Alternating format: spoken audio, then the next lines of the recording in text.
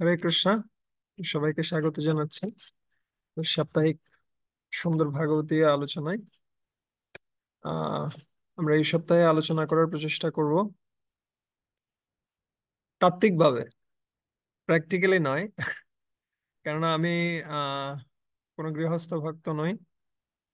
আমার সন্তান প্রতিপালনের কোনো অভিজ্ঞতা নেই। আমি যা কিছু গুরু বৃন্দ বৈষ্ণবদের কাছ থেকে শ্রবণ করেছি এবং শাস্ত্র থেকে অধ্যয়ন করেছি, সেটা তাত্ত্বিকভাবে আপনাদের সামনে আমি উপস্থাপন করতে পারি। এবং এটা শুধুমাত্র সুরেশ্বর প্রভু এবং অন্যান্য সমস্ত বৈষ্ণবরা আমাকে আজ্ঞা দিয়েছেন, তাই আমি চেষ্টা করছি। ঠিক আছে, কিন্তু আমি ব্যক্তিগতভাবে উপলব্ধি করি যে সমস্ত আমাদের অনেক গৃহস্থ ভক্তরা রয়েছেন যারা খুব আদর্শ আদর্শগতভাবে জীবনযাপন করছেন, শিলা প্রভুপাদের মিশনে সহযোগিতা করছেন, নিজের জীবনকে সার্থক করছেন, অন্যদের জীবনকে সার্থক করছেন, তারা এই বিষয়ে আরো ভালোভাবে বলতে পারেন। ঠিক আছে, আমি প্রথমেই আমার অপারগতা স্বীকার করে নিচ্ছি। আহ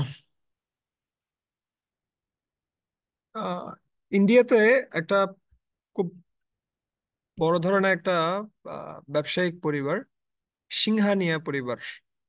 ওদের অনেক ধন দৌলত রয়েছে, অনেক অর্থবিত্ত রয়েছে, এবং তাদের মধ্যে খুব ভালো একটা সম্পর্ক রয়েছে।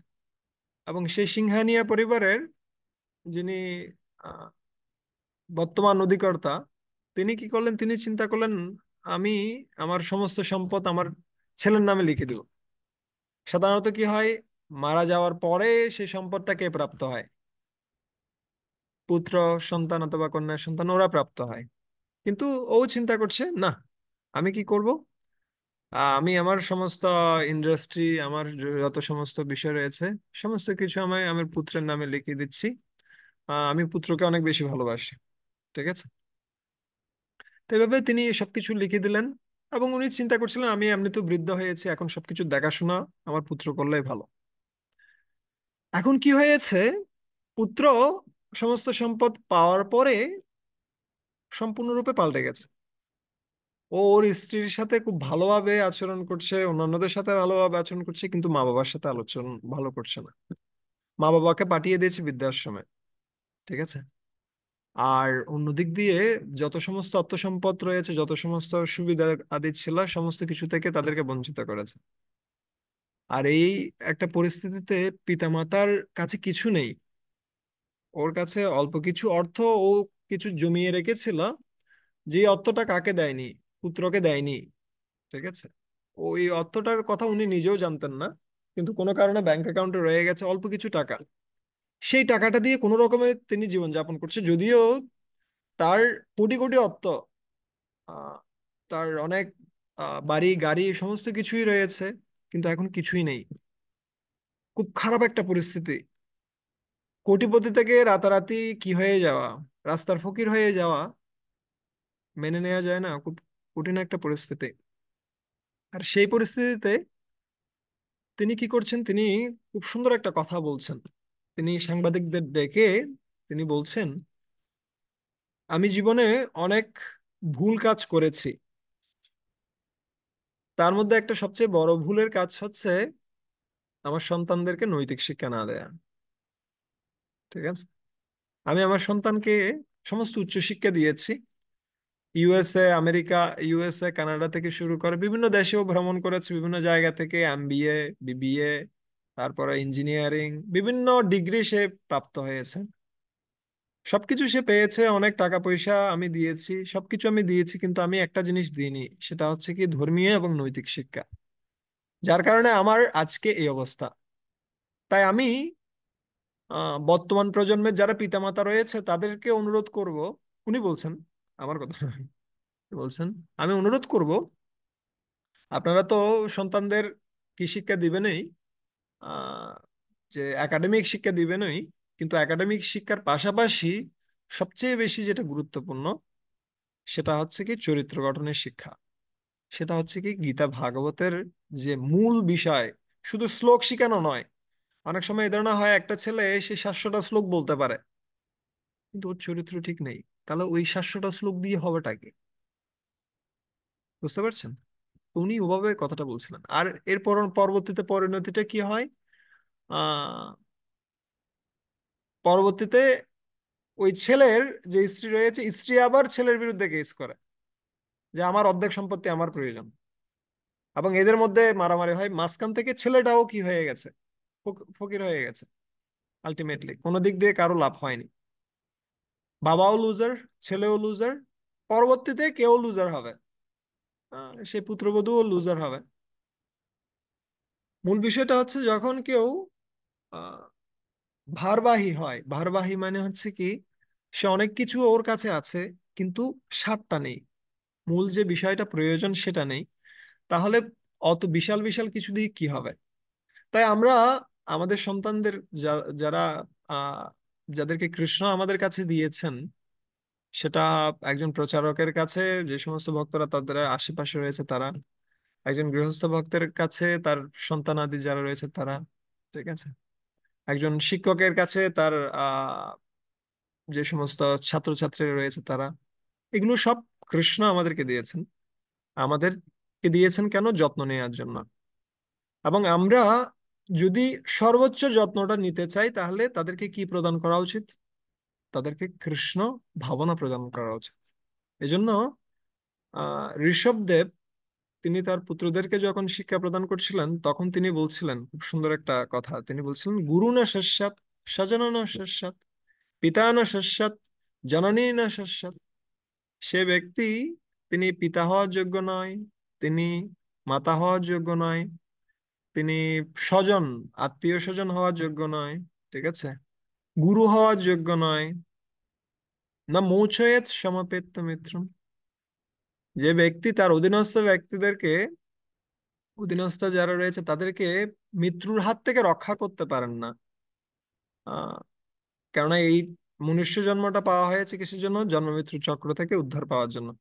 কিন্তু যে ব্যক্তি তার অধীনস্থ ব্যক্তিদের সেই অবস্থা থেকে রক্ষা করতে পারেন না, জন্ম মৃত্যুর চক্র থেকে রক্ষা করতে পারেন না, তার এই সমস্ত কোনো কিছুই হওয়া উচিত নয়। তার পিতা হওয়া উচিত নয়, তার মাতা হওয়া উচিত নয়, তার স্বজন হওয়া উচিত নয়, গুরু হওয়া উচিত নয়।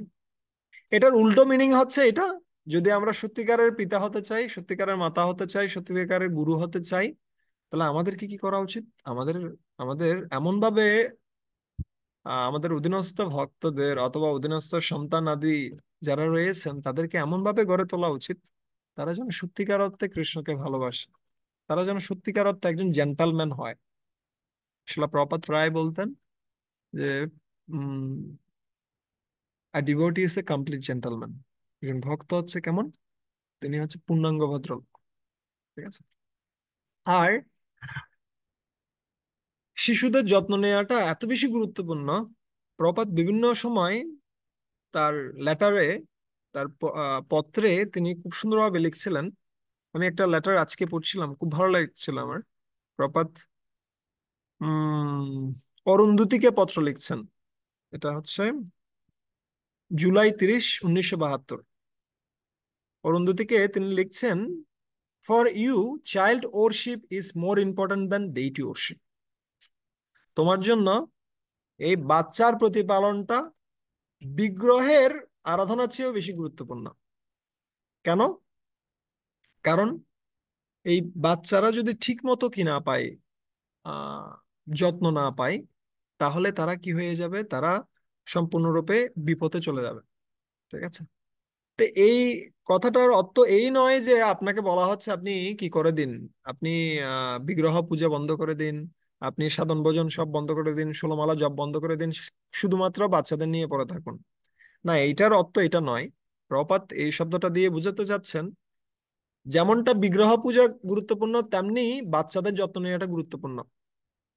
এবং আমাদের যে সমস্ত কার্যক্রম রয়েছে, বিগ্রহ আরাধনা, তারপর হচ্ছে কি গ্রন্থ অধ্যয়ন, যা যা কিছু রয়েছে, সবকিছু এমন ভাবে করতে হবে যাতে আমাদের যে সমস্ত অধীনস্থ ব্যক্তিরা রয়েছে, সেটা বাচ্চা হোক ভক্তরা হোক, তারা যেন কি পায়? যথেষ্ট পরিমাণে যত্ন পায়, ঠিক আছে। অনেক সময় এই ধরনের হয়, আহ বাবার সাথে বা মার সাথে ছেলে মেয়ের কোনো কানেকশন নেই, বাবা মা দুজনেই কি হয়ে যাচ্ছে, সকালবেলা কিসে চলে যাচ্ছেন, কাজে চলে যাচ্ছেন আর রাত্রিবেলা ফিরছেন। আচ্ছা, একবার একটা ছেলে তার মাকে জিজ্ঞেস করছে, মা, আমি প্রত্যেক শুক্রবার আসলে আমি একজন ব্যক্তিকে আমাদের রুমে ঘুমাতে দেখতে পাই। ব্যক্তিটা কে মা? আমাকে একটু বলবে ব্যক্তিটা কে? বলছে, তুমি জানো না? এ হচ্ছে তোমার বাবা। আচ্ছা, আমার বাবা? ও, ও কি আমার ফ্রাইডে বাবা, শুক্রবারের বাবা? বলছে, না না, এটা তোমার বাবা। কেন? বলছে, কারণ ও সকালবেলা যখন ঘুম থেকে ওঠে, ছেলেটা, তার আগেই বাবা কাজে চলে যায়। আর রাত্রিবেলা অধিক রাত্রে যখন ঘরে ফিরে, সেই সময়টাতে ছেলেটা আবার ঘুমিয়ে যায়। তাই বাবার সাথে সম্পর্ক হওয়ার, বাবার সাথে খেলাধুলা করার, বাবার সাথে একসাথে খাওয়া দাওয়া করার কোনো সুযোগ তার কাছে নেই। আর শুক্রবার যখন আসে তখন বাবা খুব টায়ার্ড, বাবা ঘুমিয়ে থাকে। বাবার সাথে ছেলে মেয়ের সাথে সম্পর্ক ওই শুক্রবারে কিসের মধ্যেই, ঘুমের মধ্যেই দেখা। তো এই জন্য এই ধরনের যদি আমাদের সম্পর্কগুলো হয়, তাহলে সেই সম্পর্কগুলোতে আসলে কি নেই? ভালোবাসা নেই সেই সম্পর্কগুলোতে, দায়িত্ব নেই। শুধুমাত্র কি করাটাই যথেষ্ট নয়, শুধুমাত্র অন্ন বস্ত্র বাসস্থানের ব্যবস্থা করাটাই যথেষ্ট নয়, তাদেরকে যথার্থ শিক্ষা প্রদানের দায়িত্বটাও আমাদের। হুম। এই জন্য শ্রীমদ্ ভাগবতম থেকে শুরু করে সমস্ত বৈদিক শাস্ত্রগুলো যা রয়েছে সবগুলো আমাদেরকে দেখায়, আহ, এমনকি বাচ্চা কিসে এই জগতে আসার আগ পর্যন্ত, আগ থেকেই আমাদের কনসাসনেস, চেতনাটাকে কিভাবে প্রস্তুত করতে হয়, এবং সারা জীবন ধরে আমাদেরকে কত সুন্দরভাবে তাদের কি নিতে হয়, যত্ন নিতে হয়। ঠিক আছে। এবং শ্রীমদ্ ভাগবতম এই আহ এই বিষয়টার উপর এত বেশি গুরুত্ব প্রদান করছে। আপনি দেখবেন সবচেয়ে শ্রেষ্ঠ শ্রেষ্ঠ ভক্তরা রয়েছেন যারা খুব ছোটবেলাতেই কৃষ্ণ ভাবনা প্রাপ্ত হয়েছে। তাদের পিতামাতা বা গুরুদেব অথবা আহ কোনো বিশেষ আত্মীয় স্বজনদের কৃপায় আমরা দেখতে পাই। কার ক্ষেত্রে? ধ্রুব মহারাজের ক্ষেত্রে। ধ্রুব মহারাজ খুব ছোট বাচ্চা, 5 বছরের বাচ্চা, কিন্তু সে কি হলো, সে সে সম্পূর্ণরূপে আঘাতপ্রাপ্ত হয়েছে তার আহ পিতার আচরণ এবং তার বিমাতার আচরণে।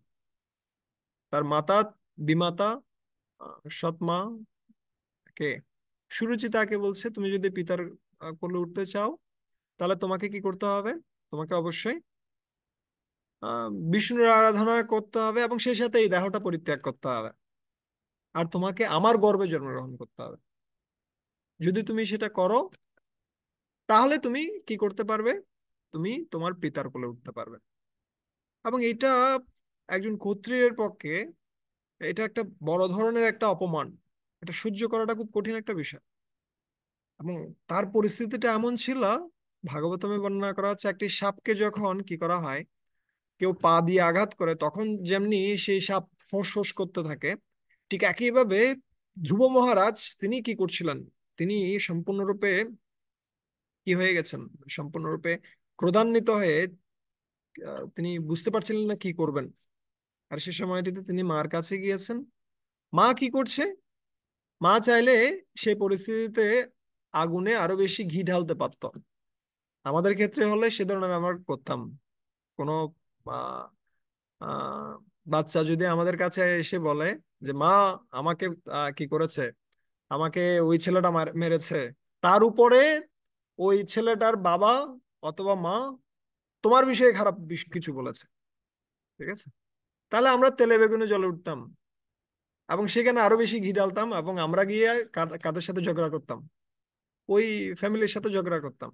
কিন্তু এখানে দেখেন, সুনীতি মাতা তিনি কিন্তু কি করছেন না, তিনি কিন্তু পরিস্থিতির দ্বারা আহ নিয়ন্ত্রিত হচ্ছেন না, বরঞ্চ পরিস্থিতিকে তিনি কি করছেন, নিয়ন্ত্রণ করছেন। তিনি বলছেন না এইখানে দোষটা হচ্ছে তোমার বাবার, তিনি বলছেন না এখানে দোষটা হচ্ছে সুরুচির, তিনি কিছুই বলছেন না, তাদের দোষ কোনোটাই দিচ্ছেন না। তিনি বলছেন কি, তিনি খুব সুন্দরভাবে বলছেন যে যে যার কর্মফল কর্ম করছে সে কর্মের ফল সে প্রাপ্ত হবে। এবং কারো বিষয়ে আমাদের কি করা উচিত নয়, খারাপ কিছু মনে করা উচিত নয়। তো তো এখানে দেখুন, ও কিন্তু বলছে না, সুনীতি মাতা কিন্তু বলছে না যে সুরুচি তোমার বিরুদ্ধে খারাপ কিছু করেছে, সেটার ফল সে প্রাপ্ত হবে, সেটা তিনি বলছেন না। তিনি বলছেন কি? তিনি বলছেন প্রকৃতপক্ষে তুমি পূর্ব কোনো জন্মে খারাপ কোনো কর্ম করেছিলে, তার ফল তুমি এখন প্রাপ্ত হচ্ছে। কিন্তু তুমি তোমার মায়ের কথা থেকে একটি সুন্দর বাক্য নিয়ে নিতে পারো, সেটা হচ্ছে কি বিষ্ণুর আরাধনা করা। তুমি চাইলে বিষ্ণুর আরাধনা করতে পারো। আমার মতো মা যেই আহ আদরটা দিতে পারবে না, সেটা কে দিতে পারবে? বিষ্ণু দিতে পারবে। এবং বিষ্ণুর যে কৃপা, বিষ্ণুর যে করুণা, সেটা কোটি কোটি মায়ের সমান। তাই তুমি বিষ্ণুর আরাধনা করো। তোমার মা সত্যি কথাই বলেছেন। এবং আমি দেখেছি পূর্বে তোমার আহ যিনি কি রয়েছেন, প্রপিতামহ, পিতামহ এবং প্রপিতামহ, মনু মহারাজ এবং কে, ব্রহ্মাজি, তারা সকলেই উচ্চ পদে আসীন হয়েছেন কিসের মাধ্যমে? ভগবানের আরাধনা করার মাধ্যমে। তাই তুমি কি করো? তুমি ভগবানের আরাধনা করো। এখানে দেখুন পরিস্থিতিটা খুব খারাপ এবং কোনো কিছুই নিয়ন্ত্রণে নেই। সুনীতি মাতার অবস্থাও খুব খারাপ। তাকে কেউ গুরুত্ব দিচ্ছে না, তার নিজের স্বামী গুরুত্ব দিচ্ছে না, তো আর কে গুরুত্ব দিবে? এবং রাজপ্রাসাদেও তার অবস্থাটা হচ্ছে একজন দাসীর মতো। দাসীকেও অনেক বেশি গুরুত্ব দেওয়া হয়, কিন্তু সুনীতিকে কোনো তো গুরুত্ব দেওয়া হচ্ছে না। কিন্তু সেই পরিস্থিতিতেও সুনীতি মাতা কি করছেন? তিনি তার সন্তানকে সর্বোচ্চ শিক্ষাটা প্রদান করছেন তার নিজের আচরণের মাধ্যমে। তিনি নিজে সবকিছু সহ্য করছেন, কিন্তু তিনি তার সন্তানকে সর্বোচ্চ শিক্ষাটা প্রদান করছেন।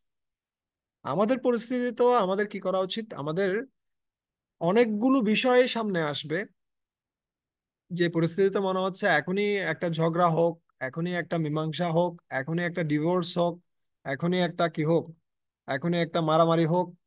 অনেকগুলো বিষয় আমাদের সামনে আসবে, এমন ভাবে পরিস্থিতিগুলো তৈরি হবে যেন মনে হবে এখনই সবকিছু ছেড়ে চলে যায়। কিন্তু আমাদের কি করা উচিত? সুনীতি মায়ের পদক্ষেপ আমাদের অনুসরণ করা উচিত। আমাদের এমন ভাবে আচরণ করা উচিত যেন সেই আমার সামনে যে বাচ্চাটা রয়েছে, সে যেন সর্বোচ্চ শিক্ষাটা পায়। ঠিক আছে? কিন্তু বেশিরভাগ ক্ষেত্রে আমাদের কি হয়, আমরা পরিস্থিতির শিকার হয়ে আমরা কোনো কিছু চিন্তা না করে আমরা কি করি, কাজ করি। ঠিক আছে? তখন আমরা যত কিছুই বলি না কেন, সে কথাগুলোর কোনো মূল্য থাকে না। এই জন্য একটা ইংরেজিতে প্রবাদ আছে, এটা বলা হচ্ছে more things are caught then thought. আমরা যত কিছু বলে শিখাতে পারবো না, তার থেকে বেশি কিভাবে শিখবে তারা? তারা আমাদের আচরণের মাধ্যমে শিখবে। ঠিক আছে? আমাদের আচরণ যদি দেখা যায় খুব খারাপ, আমরা যত কিছু ভালো শিখাতে চাই, শিখবে না।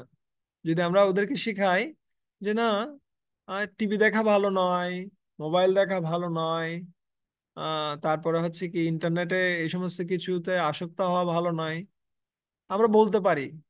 কিন্তু যদি আমরা নিজেরা আসক্ত সে সমস্ত বিষয়ের প্রতি, তাহলে আমাদের এই কথাগুলোর কোনো মূল্য থাকবে না।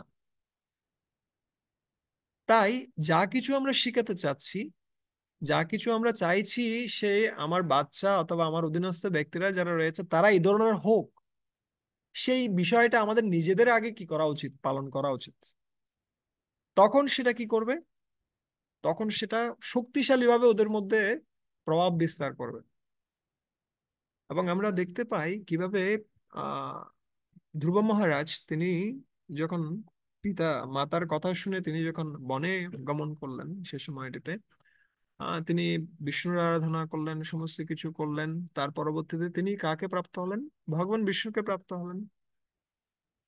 এবং যখন তিনি ফিরে আসছেন, ধ্রুব মহারাজ যখন ফিরে আসছেন ঘরে, সেই সময়টিতেও আহ সেই সময়টিতে উত্তানপাদ মহারাজ তিনি সমস্ত পুরবাসী ব্যক্তিরা যারা রয়েছেন, আহ, কোথাকার যারা রাজপ্রাসাদের ব্যক্তিরা যারা রয়েছেন, তাদের সবাইকে নিয়ে তিনি কোথায় যাচ্ছেন? তিনি ধ্রুব মহারাজকে স্বাগত জানাতে যাচ্ছেন। আর সেই সময়টিতে সুনীতি মাতা তিনি কি করছেন? তিনি প্রথমে কাকে নিচ্ছেন সাথে? তিনি সুরুচিকে আগে ডাক দিচ্ছেন যে সুরুচি চলো, তুমিও আমার সাথে চলো।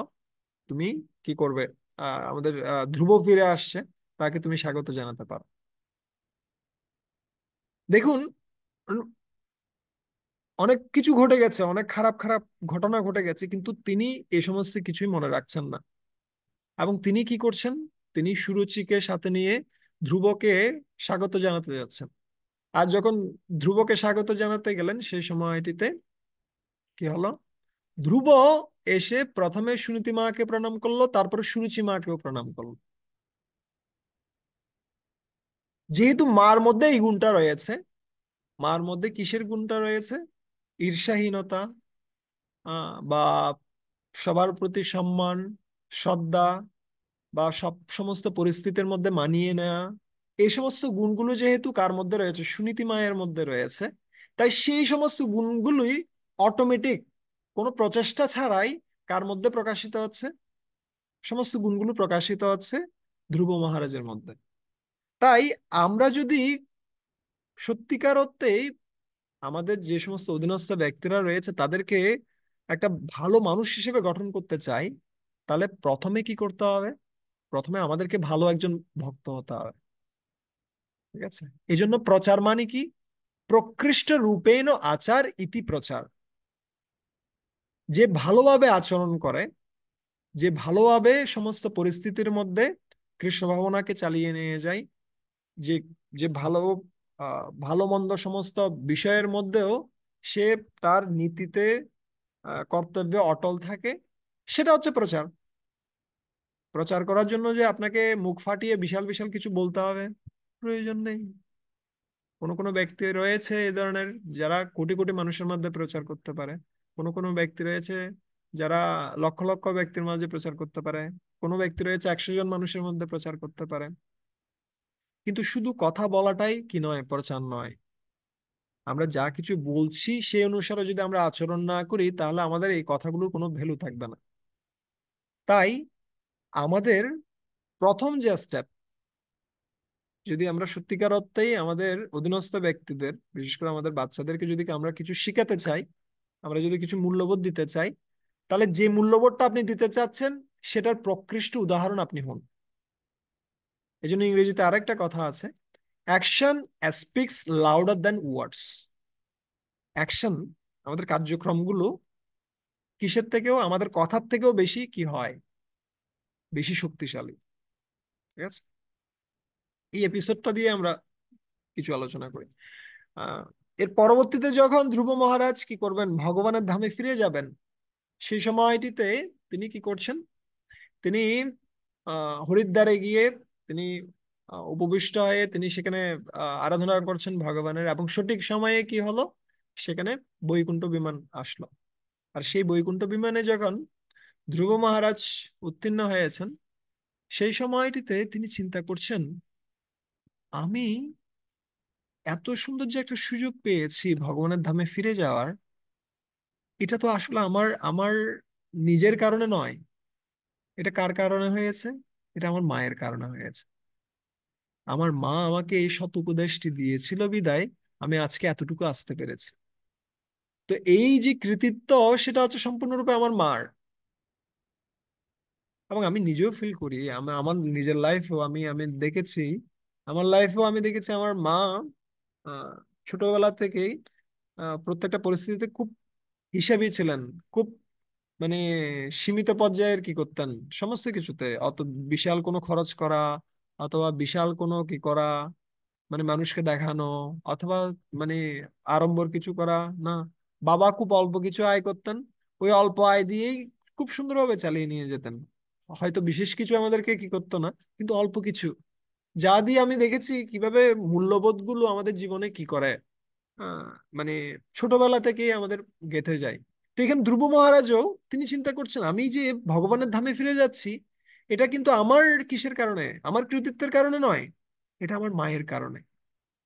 আর যখনই তিনি এটা চিন্তা করছেন, তিনি চিন্তা করছেন আমি ভগবানের ধামে ফিরে যাচ্ছি, কিন্তু আমার মার কি অবস্থা, উনি আসলে কেমন আছেন, উনি তো ভগবত ধামে যাওয়ার যোগ্য, উনি কি আসলে ভগবত ধামে যাচ্ছেন?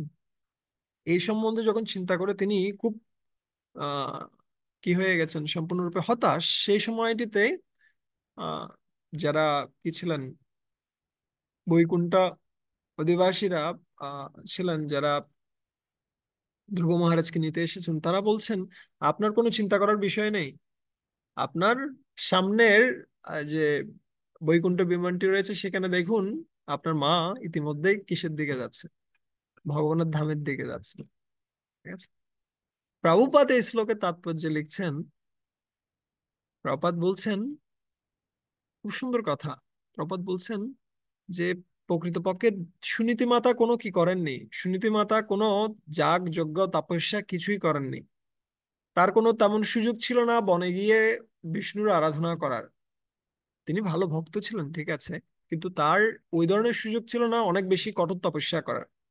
কিন্তু যেহেতু তিনি কাকে, যেহেতু তিনি ধ্রুব মহারাজকে উপদেশ দিয়েছিলেন ভগবানের ভক্তি করার জন্য, এবং তিনি সেভাবে যেহেতু গঠন করেছিলেন ধ্রুব মহারাজকে, তাই ধ্রুব মহারাজের কৃপাতে, ধ্রুব মহারাজের কৃপা বলবো না আমি, এটা ভগবান বিষ্ণুর কৃপাতেই, ধ্রুব মহারাজের আয়োজনে আসলে ধ্রুব মহারাজের সাধন ভক্তির প্রভাবে সুনীতি মাতা একটি চান্স পেয়ে গেছে ভগবত ধামে ফিরে যাওয়া। যদি আমরা আমাদের অধীনস্থ ব্যক্তি যারা রয়েছে, বিশেষ করে আমাদের শিশুরা যারা রয়েছে, তাদেরকে যদি আমরা খুব সুন্দরভাবে গড়ে তুলতে পারি এবং তারা যদি ভগবত ধামে যাওয়ার জন্য যোগ্য হয়, তাহলে আমরা একটা ফ্রি টিকিট পেয়ে যাব। এটা জয়প্রকাশ স্বামী গুরু মহারাজ বলছিলেন, একটা ফ্রি টিকিট আমরা পেয়ে যাব ভগবত ধামে ফিরে যাওয়ার। ঠিক যেমনি বিমানবালা যারা রয়েছে, এয়ার হোস্টেস যারা রয়েছে, তাদের কোনো কি লাগে না, তাদের কোনো টিকিট লাগে না। তারা শুধুমাত্র যারা আহ যাত্রী রয়েছে তাদের সেবা করে, তার মাধ্যমে তারা এমনিতে এক দেশ থেকে অন্য দেশে ভ্রমণ করতে পারে। ঠিক একইভাবে আমরা যদি খুব ভালোভাবে কি করতে পারি, আমরা যদি আমাদের যে সমস্ত আশেপাশে ব্যক্তিরা রয়েছে যাদেরকে ভগবান আমাদের কাছে প্রেরণ করেছেন সেবা যত্ন নেওয়ার জন্য, তাদের যদি আমরা খুব ভালোভাবে যত্ন নিতে পারি, তাহলে আমরা এমনিতেই ভগবত ধামের দিকে এগিয়ে যাচ্ছি। ঠিক আছে, এটা শিওর। আর সেই জন্য আমাদেরকে কি করতে হবে, আমাদেরকে এমন একটা এনভায়রনমেন্ট, এমন একটা পরিবেশ তৈরি করতে হবে যে পরিবেশে স্বাভাবিকভাবেই সে কৃষ্ণ ভাবনাময় হয়। স্বাভাবিকভাবে, স্বাভাবিকভাবেই সে জব করতে চায়, স্বাভাবিকভাবেই সে তার পড়ালেখা করতে চায়, স্বাভাবিকভাবেই তার যে কর্তব্য কর্মগুলো সেগুলো সুচারুরূপে করতে চায়। আমার একটা ঘটনা মনে পড়ছে। একটা ছেলে, সে আহ ছোট বাচ্চা, ওই বাচ্চাটা ও একাদশী করতে চাইতো না। বাচ্চা মানে ওর বয়স হয়েছে 6, 7, 8-এ পড়ছে, কিন্তু ওর বাবা মা ভক্ত, কিন্তু ও কি করতে চায় না। ও ও একাদশী করতে চায় না, একাদশীর দিন ও মানে কি খাবে, মানে অন্যান্য কিছু খেতে চায়। কেন? ও যে স্কুলে যায় সেখানে সবাই সে ধরনের রয়েছে, ও আর এগুলো ভালো লাগে না ওর কাছে। ওকে অনেকভাবে বোঝানো হয়েছে কি করার জন্য, যে তুমি একাদশী থাকতে পারবো, একাদশীর গুরুত্ব এটা, একাদশীর এটা এটা, কিন্তু ও কোনো রকমের শুনে না। এখন কি করছে, বাবা মা কি করেছে, ও ওরা আগে বিদেশে ছিল, বিদেশ থেকে ইন্ডিয়াতে চলে আসছে। এবং ইন্ডিয়াতে যখন আসছে, যে জায়গাটাতে আসছে সেখানে যে স্কুলটাতে ওকে ভর্তি করিয়ে দিয়েছে সেই স্কুলে বেশিরভাগই হচ্ছে ভক্ত। এবং আশেপাশের বাচ্চারা যারা রয়েছে তারা সবাই ভক্ত, একাদশীর দিন তারা শুধুমাত্র একাদশীর প্রসাদেই খায়, তারা আর অন্য ডাল সবজি খায় না। এখন এদের সামনে ও নিজে যখন অন্য ডাল সবজি খেতে যায়, তার কাছে একটা বিবেকে বাধা দেয় যে আমি কিভাবে ওদের সামনে অন্য ডাল সবজি খাবো। ও অটোমেটিক মার কাছে এসে বলছে, না মা, আমিও কি থাকবো, একাদশী থাকবো, আমিও কি করব, আমিও শুধুমাত্র একাদশীর প্রসাদ একাদশীর দিন খাবো, আমি অন্য ডাল সবজি এগুলো খাবো না। কিন্তু দেখেন ওর ক্ষেত্রে কি হয়েছে, ও এমন একটা পরিবেশে পড়ে গেছে, সেই পরিবেশে পড়ে সে আশেপাশে যে সমস্ত বাচ্চারা রয়েছে তাদেরকেও দেখছে যে সবাই কিন্তু ভক্তি করছে, তা আমারও কি করা উচিত, ভক্তি করা উচিত। তা আমাদের ক্ষেত্রেও আমাদের এমন একটা এনভায়রনমেন্ট তৈরি করার চেষ্টা করা উচিত। হয়তো আমরা পরিপূর্ণভাবে পারবো না, এমনকি স্কুল বা এই সমস্ত কিছুকে কন্ট্রোল করা অসম্ভব বিষয়, কিন্তু যতক্ষণ আমাদের সাথে রয়েছে, আমাদের ঘরে রয়েছে সে, বা আশেপাশের ব্যক্তি যারা রয়েছে, তাদের এমন একটা ফিলিং দেওয়া উচিত, তাদের এমন একটা পরিবেশ তৈরি করা উচিত যেটাতে সে স্বাভাবিকভাবে কৃষ্ণ ভাবনার প্রতি আকৃষ্ট হয়। আমাদেরকে এমন ভাবে কৃষ্ণ ভাবনা উপস্থাপন করা উচিত নয় যার কারণে কৃষ্ণ ভাবনাকে মনে হবে একটা নিয়ম নীতির একটা কারখানা। ষোলমালা জপ করো, প্রসাদ পাও, সকালে উঠো, ঠিক আছে, মঙ্গল আরতি করো, রাত্রে, ভোর রাতে ঘুমানো যাবে না, এটা খাওয়া যাবে না, ওটা করা যাবে না, সব নিয়ম নীতিতে ভরা। আর সেই নিয়ম নীতিগুলো যদি আমরা কাদেরকে শেখাতে যাই, বাচ্চাদেরকে বলি, এই এটা করবে না, ওটা করবে না, ওটা করবে না, ওটা করবে না, শুধুমাত্র করবে না করবে না গুলো বললাম আমরা। কিন্তু এই নিয়ম নীতিগুলো দিয়ে আমরা কিন্তু কি করতে পারবো না, আমাদের বাচ্চাদেরকে আমরা বেশি দিন কৃষ্ণ ভাবনায় রাখতে পারবো না। হয়তো এখন সে চাপে পড়ে কিছু একটা করতে পারে, কিন্তু সে বেশি দিন করবে না। যেমন আমি একটা এক্সাম্পল দিই, এখানে গুজরাটের যারা মানুষ রয়েছে তারা স্বাভাবিকভাবেই কি খায়, স্বাভাবিকভাবে নিরামিষ আহার করে, ওরা অন্য কিছু খায় না। কিন্তু এই গুজরাটের ছেলেরা, তারা যখন ইউএসএ অথবা কানাডা বা বিভিন্ন দেশে যায়, তারা কি করে, তারা হামবার্গার খায়। হামবার্গার কি দিয়ে তৈরি করা? গরুর মাংস দিয়ে তৈরি করা। কেন? ও ইন্ডিয়াতে থাকতে ও কখনো কি খেত না, পেঁয়াজ রসুন পর্যন্ত খেত না, কিন্তু ও যখন কিসে যাচ্ছে, ও যখন বিদেশে যাচ্ছে, ও কেন ওখানে খাচ্ছে এগুলো? কেন? কারণ হচ্ছে ও এখানে যখন খেত তখন সে নিয়ম নীতি হিসেবে গ্রহণ করেছে। ও জানে না ও কেন এই যে ভেজিটেবলস অথবা নিরামিষ আহার সে গ্রহণ করছিল, ওর গুরুত্বটা জানে না। ও শুধুমাত্র একটা নিয়ম নীতি হিসেবে দেখেছে। আর যখনই সে সুযোগ পেয়েছে এটা থেকে বের হওয়ার, সাথে সাথে সে সেটাকে পরিত্যাগ করেছে। তো আমরা যে সমস্ত কৃষ্ণ ভাবনার অঙ্গগুলো রয়েছে সেগুলোকে আমরা এত আকর্ষণীয় ভাবে উপস্থাপন করব, সেগুলো যেন তারা লুফে নেয়, তারা যেন সেগুলোকে ভালোবাসে, শুধুমাত্র সেগুলোকে পালন করতে হবে বিদায় পালন না করে। আর কখনো যেন আমরা কারো উপরে কোনো নিয়ম চাপিয়ে না দিই, সেটা গুরুত্ব না বুঝিয়ে। অনেক সময় এই ধরনের হয়, বাচ্চারা যখন কোনো একটা প্রশ্ন করে, বাবা এটা কেন, বাবা আমরা কেন প্রণাম করব, আমরা কেন এটা করব, আমরা কেন আরতি করব, আমরা কোনো কারণ নিজেরা জানি না, তাই আমরা বলতেও পারি না ওদেরকে। আর আমরা বলি কি, হ্যাঁ এটা করা উচিত, আমাদের করতে হবে। এই এভাবে যখন আমরা কৃষ্ণ ভাবনাকে উপস্থাপন করছি, তাদের কাছে মনে হচ্ছে এই কৃষ্ণ ভাবনাটা একটা কি, একটা নিয়ম নীতি শুধুমাত্র। এবং এই কারণে অনেক ক্ষেত্রে এই ধরনের হয়, ভক্তদের ছেলেরাই পরবর্তীতে কিন্তু ভক্তি ছেড়ে দেয়। প্রাথমিক পর্যায়ে যদিও তারা ভক্তি করছে, চাপে পড়ে, পরবর্তীতে ওদের কাছে মনে হয় মায়াও ভালো, ইও ভালো, ভক্তিও ভালো। অনেকদিন আমরা ভক্তি দেখেছি, এখন একটু মায়া দেখি, ঠিক আছে, একটু মায়া আস্বাদন করে দেখি, কিন্তু ততক্ষণে শেষ। তাই আমাদেরকে কি করতে হবে, আমি এই পর্যায়ে যে বিষয়টা বলছি, আমাদেরকে কৃষ্ণ ভাবনাকে এমন ভাবে আকর্ষণীয় করতে হবে যেন সে মায়ার আকর্ষণ ভুলে যায়। কিভাবে সেটা আমরা করতে পারি? আমরা খেলাধুলা করতে পারি কিসের মাধ্যমে? সেটা কৃষ্ণকে কেন্দ্রে রেখে। আমরা খুব সুন্দর পেশাদার আয়োজন করতে পারি, খুব সুন্দরভাবে তাদের সাথে আমরা কি করতে পারি, আমরা গীতা, ভাগবত, চৈতন্য চরিতামৃতের যে সমস্ত ঘটনাগুলো রয়েছে, শিক্ষাগুলো রয়েছে, সেগুলো আমরা আলোচনা করতে পারি। কিন্তু তার এমন ভাবে হবে না তা যেন তাদের কাছে বোরিং মনে হয়। বাচ্চারা কয়েকটা জিনিস ভালোবাসে, তারা কম্পিটিশন ভালোবাসে, ঠিক আছে, তারা খেলাধুলা ভালোবাসে, ঠিক আছে, কম্পিটিশন, খেলাধুলা, এই সমস্ত বিষয় ওরা ভালোবাসে। তারা দেখবেন কোয়েশ্চেন আনসার করতে ভালোবাসে। আমি শুধুমাত্র বলে গেলাম আর ও শুনতে থাকবে তা হবে না। ওদেরকে যদি আপনি কি দেন, ওদেরকে যদি কিছু প্রশ্ন দেন, হ্যাঁ বলো, ধ্রুবের মায়ের নাম কি ছিল, তাহলে ও বলবে হ্যাঁ শুনিতি, তখন ও কিন্তু আনন্দ পাবে। কিন্তু আপনি যদি ঘটনা বলতে থাকেন, ও কিন্তু বোরিং হয়ে যাবে, কারণ ওর মাইন্ডটা খুব সুপার অ্যাক্টিভ। ওদেরকে কিছু কাজ না দিলে ওরা কিন্তু আস্বাদন করতে পারবে না। তাই আমাদেরকে একদিকে কি করতে হবে, একদিকে গীতা, ভাগবত, চৈতন্য চরিতামৃত, রামায়ণ আদি শাস্ত্রের যে সমস্ত গল্প রয়েছে সেগুলোর মাধ্যমে আমাদের শিক্ষা দিতে হবে। কিন্তু শিক্ষাটা আমরা এমন ভাবে প্রদান করব যাতে করে সেটা আকর্ষণীয় হয়, সেটা যেন ওদের ভালো লাগে, ঠিক আছে। এবং এইভাবে কৃষ্ণ ভাবনাটা আস্বাদনীয় হবে, কৃষ্ণ ভাবনাটা বোঝা হবে না। হ্যাঁ? এবং আরেকটা জিনিস আমি যেটা চিন্তা করছিলাম, আমাদেরকে চেষ্টা করতে হবে আহ নৈতিক শিক্ষাগুলো যেন আমরা খুব সুন্দরভাবে উপস্থাপন করতে পারি। যেমন আমরা যদি চিন্তা করি, চারটা বিধিনিষেধ, চারটা বিধিনিষেধ কি কি রয়েছে? ধুত্তম, পানম, স্ত্রিয়া, শুনা, পশু হত্যা করা, ঠিক আছে। পশু হত্যা করার আরেকটা সাটল বা সূক্ষ্ম মিনিং হচ্ছে কি, অন্যদের প্রতি খারাপ আচরণ করা, অন্যদের সাথে, অন্যদের সামনে খুব কটু বাক্য ব্যবহার করা। ঠিক আছে, হিংসা করা, হিংসার আরেকটা কথা, অর্থ হচ্ছে কি করা, অন্যদের সাথে খারাপ আচরণ করা।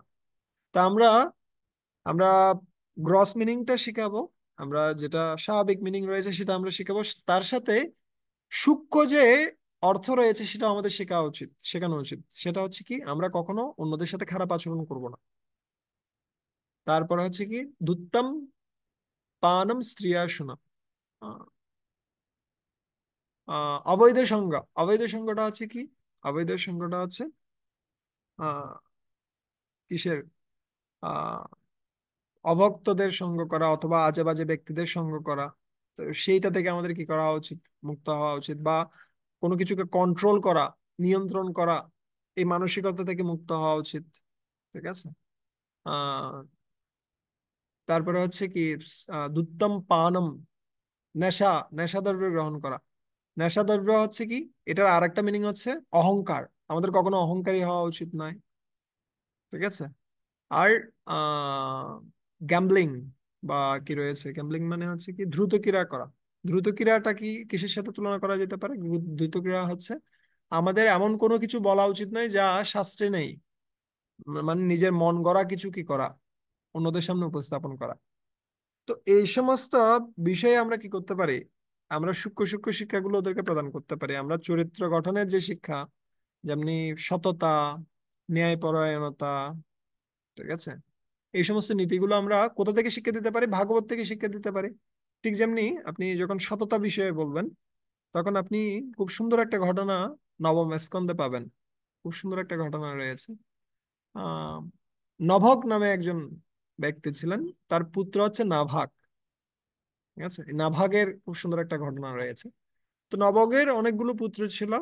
সে পুত্রদের মধ্যে আহ কি হয়েছে, একটা পুত্র ছিল যে, যার নাম ছিল নাভাগ। সে গুরুকুলে ছিল। গুরুকুলে থাকাকালীন সময়ে ও অনেক দিন হয়ে গেছে আর গুরুকুল থেকে ও ফিরে না। আর ইতিমধ্যে কি করেছে, অন্যান্য ভাইয়েরা যারা ছিল, তারা কি করছে, তারা সমস্ত সম্পত্তি ভাগ করে নিয়েছে। এবং ইতিমধ্যে যে সময়টাতে ভাগটা শেষ হয়ে গেছে, সেই সময়টাতে কে ফিরে আসলো? নাবাক ফিরে এসেছে ঘরে। ঘরে যখন ফিরে এসেছে, তখন সে স্বাভাবিকভাবে তার ভাইদের কাছে গিয়ে বলছে, আমি তো এখন গৃহস্থ আশ্রমে যাব, আমার কিছু সম্পদের প্রয়োজন রয়েছে, তোমরা চাইলে কিছু প্রদান করতে পারো। তখন অন্যান্য ভাইয়েরা বলছে যে, আমরা ইতিমধ্যে সবকিছু ভাগ করে নিয়েছি, শুধুমাত্র আমাদের কাছে একটা সম্পদ বাকি আছে, সেটা হচ্ছে কি, সেটা হচ্ছে আমাদের পিতা। তুমি চাইলে আমাদের পিতাকে তোমার ভাগের অংশ হিসেবে নিতে পারো। এই কথা শুনে নাভাগ চিন্তা করছে, হ্যাঁ তাহলে ঠিক আছে। আহ, যেহেতু ভাইয়েরা আমাকে এই সম্পদটা দিয়েছে, তাহলে আমি সেটা গ্রহণ করব। এটা চিন্তা করে ও বাবার কাছে গিয়ে বলছে, বাবা, আমার কাছে তো আর কোনো সম্পদ আমার ভাইয়েরা দেয়নি, তোমাকে আমাকে দিয়েছে সম্পদ হিসাবে। তখন বাবা বলছে, আরে আমি বৃদ্ধ লোক, তুমি আমাকে নিয়ে কি করবে, আমি আরো বোঝা। তোমাকে যদি কোনো গাভী দিত, তোমাকে যদি ধন সম্পদ দিত, তোমাকে যদি কোনো জমি জমা দিত, তাহলে এটা একটা কথার কথা ছিল, কিন্তু আমাকে নিয়ে তুমি কি করবে? তখন পিতা বলছে আবার যে, আচ্ছা ঠিক আছে, যেহেতু তোমাকে দিয়েছে, আমি তোমার কিসের ব্যবস্থা করছি, তোমার অর্থ সম্পদ যা কিছু রয়েছে তার আমি ব্যবস্থা করছি। আহ ওখানে একটা যজ্ঞ হচ্ছে, দেখো, সেই যজ্ঞে যে সমস্ত পুরোহিতরা রয়েছে, তারা ষষ্ঠ দিনের দিন যখন যজ্ঞ আহুতি প্রদান করবে, তখন তারা কিছু মন্ত্র ভুলে যাবে। তোমাকে আমি সেই মন্ত্র বলছি, তুমি সেই মন্ত্র তাদেরকে গিয়ে বলো। আর তার ফলে সেই সমস্ত যাজ্ঞিক ব্রাহ্মণেরা যারা রয়েছে, তারা খুব সন্তুষ্ট হয়ে তোমাকে কি করবে, যজ্ঞ অবশিষ্ট যত সম্পদ রয়েছে তা তোমাকে প্রদান করবে। এই কথা শুনে সে গিয়েছে, ওখানে গিয়ে ঠিক সময়ে সে মন্ত্র দুটো বলল। আর সমস্ত ভৃগু বংশীয় যারা কি ছিলেন, আহ, ব্রাহ্মণেরা ছিলেন, তারা সন্তুষ্ট হয়েছেন। এবং তারা কি করলেন, তারা সেই সমস্ত সম্পদ দিয়েছেন তাকে। এবং সেই সমস্ত সম্পদ প্রাপ্ত হওয়ার পরে যখন তিনি চলে আসছেন নাভাগ, সেই সময়টিতে কি হলো, সে সময়টিতে একজন কালো একজন পুরুষ সেখানে উপস্থিত হয়েছেন। তাকে দেখতে বিকট ধরনের মনে হচ্ছে, কিন্তু তিনি এসে বললেন নাভাগের কাছে যে এই সমস্ত যজ্ঞ অবশিষ্ট সম্পদ হচ্ছে আমার, যজ্ঞে যা কিছু অবশিষ্ট থাকে সবকিছু হচ্ছে আমার, তুমি সেগুলো নিতে পারো না। আর এই কথা শুনে নাভাগ বলছেন, আমাকে তো এগুলো আমার পিতা বলেছেন নিয়ে যাওয়ার জন্য, তাই আমি এখানে এসেছি। আমি তাহলে পিতার কাছ থেকে জিজ্ঞাসা করে আসি এই সম্পদ কার। তো পিতার কাছে যখন গিয়েছে তখন পিতা বলছেন, যজ্ঞ অবশিষ্ট যা সম্পদ থাকে তা হচ্ছে সব শিবের, ওই ব্যক্তিটা হচ্ছে শিব। ঠিক আছে, সমস্ত সম্পদ হচ্ছে শিবের। এখন চিন্তা করে দেখেন, এই পরিস্থিতিতে যদি আমাদেরকে কেউ একটা কথা বলতো এই জিনিসটা, পিতা একবার বললো গিয়ে সম্পদগুলো নিয়ে আসতে, আরেকবার বলছে সমস্ত সম্পদ হচ্ছে শিবের, তাহলে আমাদের পরিস্থিতি খুব খারাপ হয়ে যেত। আমরা বলতাম, আরে আপনার মাথা ঠিক আছে? আপনি আমাকে ওখানে পাঠালেন, আবার আপনিই বলছেন এই সমস্ত সম্পদ হচ্ছে শিবের, তাহলে আমাকে পাঠালেন কেন? আমরা ক্রোধান্বিত হয়ে যেতাম। কিন্তু নাবাক সম্পূর্ণরূপে স্থির ছিলেন। নাবাক সাথে সাথে বলছেন, হ্যাঁ ঠিক আছে, তাহলে তাহলে এগুলো সব শিবের সম্পদ। তিনি তখন সেখান থেকে গিয়ে শিব ঠাকুরের কাছে গিয়ে বলছেন, হ্যাঁ এই সমস্ত সম্পদ আপনার, আমার পিতা বলেছেন এই সমস্ত সম্পদ আপনার। আর এই কথা শুনে শিব ঠাকুর অনেক সন্তুষ্ট হয়ে গেছে, সন্তুষ্ট হয়ে সমস্ত সম্পদ ওকে দিয়েছে, দিয়ে বলছে শুধুমাত্র তোমাকে আমি সম্পদ দিচ্ছি না, তোমাকে সেই সাথে আমি জ্ঞান প্রদান করছি।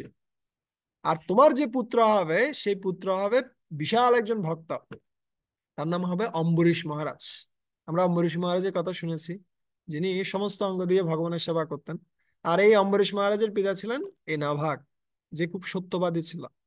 ঠিক আছে, তো আমরা কি করব, আমরা এই সমস্ত নীতিগুলো নিব, কিন্তু আমরা এগুলো শিক্ষা প্রদান করব কোথা থেকে? ভাগবতম থেকে। আমরা শিক্ষা প্রদান করব চৈতন্য চরিতামৃত থেকে। এবং এই ঘটনাগুলো বর্ণনা করে আমরা কি করব, আমরা ওদের থেকে শিক্ষাগুলো নিতে পারি। বলো তুমি এখান থেকে কি শিখলে, তখন ও বলবে। ঠিক আছে, এবং এইভাবে আমাদের যে সমস্ত সন্তানেরা রয়েছে তাদের চরিত্রটা এত সুন্দর হয়ে উঠবে, সেটা বর্ণনার অতীত। কিন্তু তার আগে আমাদেরকে কি করতে হবে, আমাদের নিজেদের চরিত্রটা অনেক সুন্দর করতে হবে, তাহলে সেটা দেখে অন্যরা কি করবে, অন্যরা শিখবে স্বাভাবিকভাবে। আমি শুনছিলাম একটা একটা ভক্ত ছিল যে কার প্রতি, মহাপ্রভুর প্রতি খুব বেশি পরিমাণে আকৃষ্ট ছিল। ও কি করতে গিয়েছে, মহাপ্রভুর সাথে দেখা করতে গিয়েছে, কিন্তু পথমধ্যে কাটুয়া নামক একটা স্থানে, সেই স্থানটাতে তিনি দেখতে পেলেন একটা বিশাল জনসমাগম। এখানে কি হচ্ছে, এখানে কি হচ্ছে? তিনি বলছে, তুমি জানো না এখানে মহাপ্রভু তিনি কি করছেন? তিনি তার সুন্দর যে কেশ সেগুলোকে বিসর্জন দিয়ে তিনি সন্ন্যাস গ্রহণ করছেন। আচ্ছা, তাই? আমি তো মহাপ্রভুর সন্ধানে যাচ্ছিলাম, আর তার দর্শন এখানে আমি পেয়ে যাব? আহ, তখন তিনি সেখানে গিয়ে দর্শন করলেন, আর দর্শন করছেন মহাপ্রভুর এত সুন্দর রূপ দর্শন করেছেন। দর্শন করেই তিনি চিৎকার করতে শুরু করছেন। মহাপ্রভু যখন সন্ন্যাস নাম শুনেছেন, শ্রীকৃষ্ণ চৈতন্য, তখন তিনি চিৎকার করতে শুরু করছেন, চৈতন্য চৈতন্য চৈতন্য চৈতন্য চৈতন্য। আর তিনি যখন গ্রামে ফিরে এসেছেন সেখানেও তিনি চৈতন্য চৈতন্য করে চিৎকার করছেন। সেই থেকে তার নাম হয়ে যায় চৈতন্য দাস। আর তার এই ধরনের দিব্য অবস্থা দেখে তার পুত্র তাকে আলিঙ্গন করেছে, সেও চিৎকার করছে চৈতন্য চৈতন্য চৈতন্য চৈতন্য। আর এইটা দেখে মা চলে আসে, চৈতন্য দাসের স্ত্রী, ও এসে দেখতে পাচ্ছে বাবাও কান্না করছে, ছেলেও কান্না করছে। ঠিক আছে, দুজনেই কি করছে, কৃষ্ণ প্রেমে মত্ত। আর সেই ছেলে হচ্ছে পরবর্তীতে শ্রীনিবাস ঠাকুর হন। ঠিক আছে, শ্রেষ্ঠ, পিতা যেমনি শ্রেষ্ঠ পুত্রও তেমনি শ্রেষ্ঠ। পিতা যেমনি ভগবত ভক্তিতে এগিয়ে যাচ্ছে, পুত্রও তেমনি ভগবত ভক্তিতে এগিয়ে যাচ্ছে। ঠিক আছে, তাই এখান থেকে যে নীতিটা আমি বলতে চাচ্ছিলাম, যদি আমরা প্রকৃষ্ট রূপে ভগবানের প্রতি আকৃষ্ট হই, ঠিক আছে, আমরা যদি ভগবত ভক্তির অঙ্গগুলো খুব ভালোভাবে নিজে যাজন করি, স্বাভাবিকভাবে আমাদের একটা চৌম্বকীয় শক্তি তৈরি হবে। ঠিক যেমনি কারেন্ট ধরলেই শর্ট করে। ঠিক আছে, ঠিক একইভাবে আমরা যখন খুব ভালোভাবে ভক্তি করব, ভক্তি হচ্ছে শ্রীকৃষ্ণ আকর্ষণী, যা কৃষ্ণকে আকর্ষণ করে। আর তার ফলে কি হবে, আমরা যখন সত্যিকার অর্থে ভগবানকে ধারণ করছি ভালোভাবে ভক্তি করার মাধ্যমে, তখন আমাদের সংস্পর্শে এসে যে সমস্ত ব্যক্তিরা আমাদের সাথে রয়েছে তারাও খুব ভালো একজন ভক্তে পরিণত হবে। ঠিক আছে? এটার জন্য আলাদা তেমন একটা প্রচেষ্টা প্রয়োজন হবে না, যদি আমাদের ভক্তিটা আমরা খুব ভালোভাবে করি, আর সেই সাথে যদি আমরা ওদেরকে একটা খুব ভালো সময় প্রদান করি। ঠিক আছে? আর আমি সেই জন্য বিশেষভাবে অনুরোধ করবো, আমাদের অনেকগুলো কোর্স রয়েছে, নৈতিক শিক্ষার কোর্স গুলো এত সুন্দরভাবে সেগুলো ডিজাইন করা হয়েছে, যে যেখানে খুব সুন্দর শ্লোকের ব্যবস্থা রয়েছে, খুব সুন্দর গল্প রয়েছে, খুব সুন্দর শিক্ষা রয়েছে। সবকিছুর এমন একটা ব্ল্যান্ড তৈরি করা হয়েছে যার মাধ্যমে স্বাভাবিকভাবেই এই সমস্ত ব্যক্তিরা কি করবে, এই সমস্ত বাচ্চারা যারা রয়েছে তারা ভক্তিতে এগিয়ে যাবে। আহ, সুন্দর স্বাভাবিক পরিস্থিতিতে। এটার জন্য তেমন একটা কি করতে হবে না, প্রচেষ্টা করতে হবে না।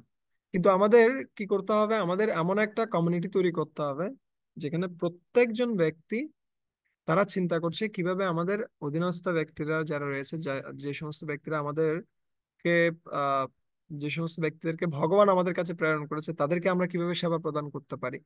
তো এই রকম যখন সমমনা ব্যক্তিরা একসাথে এসে কি করবে, আলোচনা করবে বারবার করে, আর তখন এই নীতিগুলো আমরা কি করতে পারবো, জীবনে খুব সুন্দরভাবে প্রয়োগ করতে পারবো।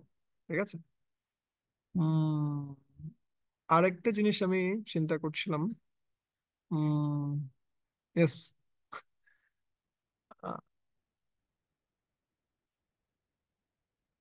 খুব সুন্দর একটা শ্লোক আমি পড়ছিলাম কিছুদিন আগে, যেখানে বৃন্দাবনে যে সমস্ত ভক্তরা রয়েছে তাদের সম্বন্ধে বর্ণনা করতে গিয়ে কথাটা আসছিল। ব্রহ্মাজি বলছেন আহ কাকে, ভগবান কৃষ্ণকে, যে আপনি কি করেছেন, আপনি সমস্ত আহ আপনি আপনার নিজেকে প্রদান করেছেন পুতনা এবং তার আত্মীয় স্বজনদের কাছে। কেন? কারণ পুতনা কি করছিল, পুতনা যদিও রাক্ষসী ছিল, সে মায়ের ভাব অবলম্বন করে আপনাকে সেবা করতে এসেছে। আপনি কিছুই নিজের কাছে রাখেননি।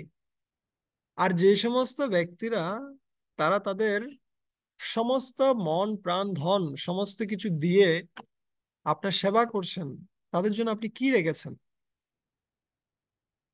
আপনি কি রেখেছেন তাদের জন্য? আপনি কিভাবে তাদের কাছে পরিশোধ করবেন?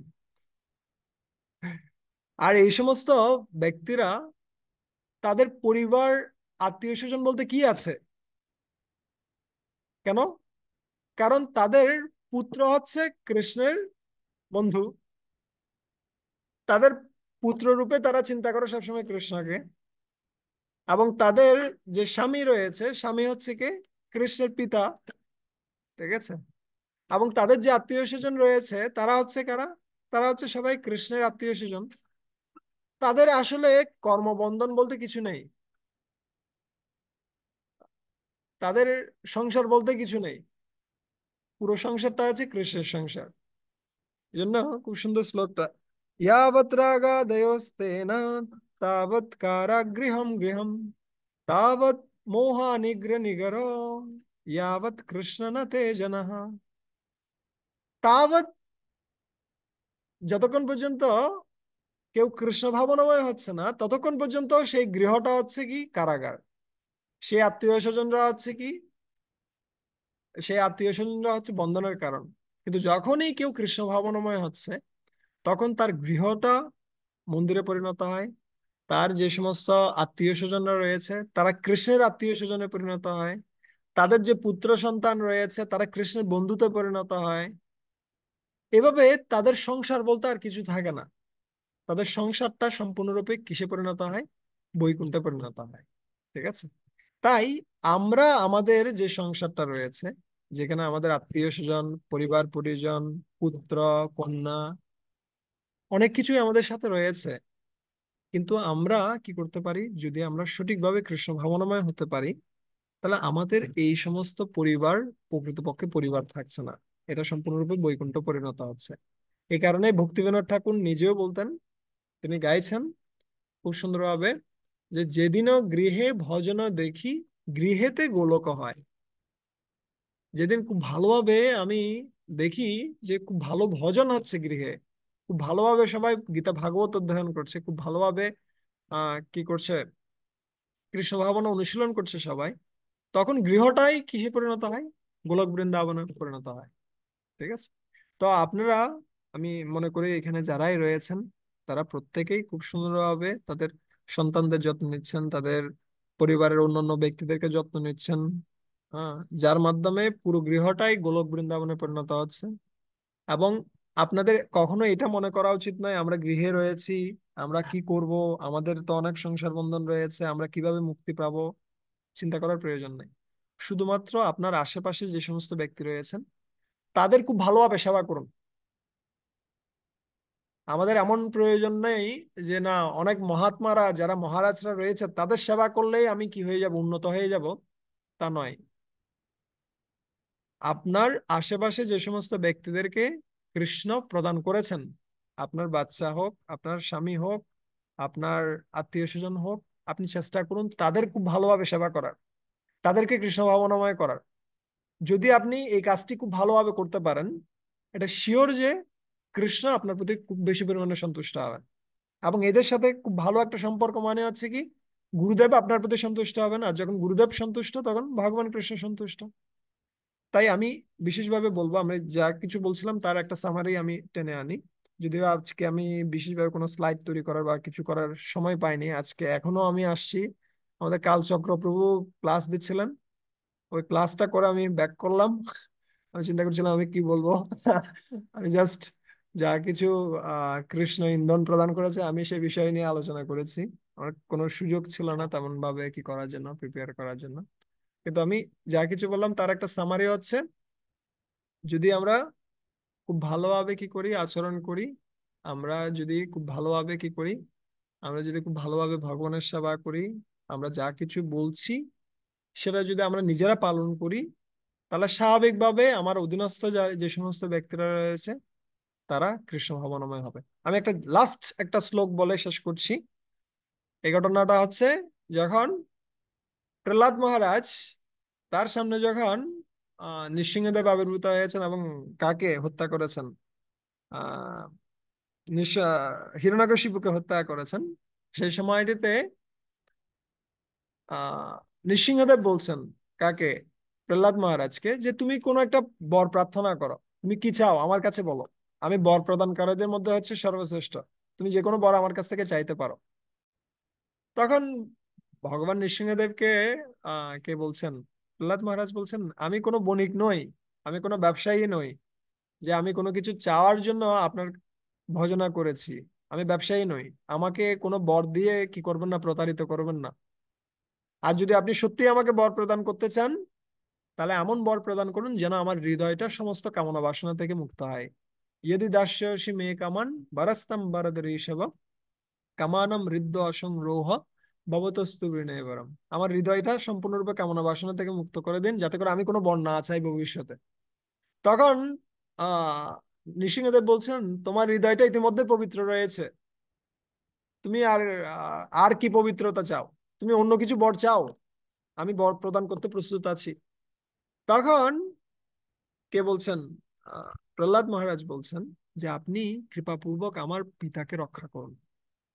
আমার পিতা আপনার বিরোধিতা করার মাধ্যমে ইতিমধ্যে নরকের দ্বার প্রান্তে পৌঁছে গেছে, কৃপাপূর্বক আমার পিতাকে রক্ষা করুন।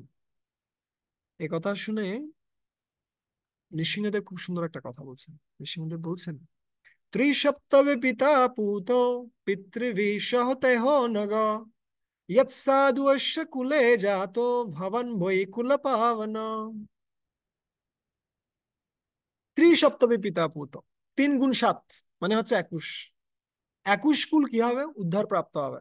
কেন উদ্ধার প্রাপ্ত হবে? ইয়ৎ সাধু অশ্য কুলে জাত, তোমার মতো সাধু যে কুলে জন্মগ্রহণ করেছে, ভবান বৈ কুল পাবন, সমস্ত কুলকে সে উদ্ধার করতে পারে।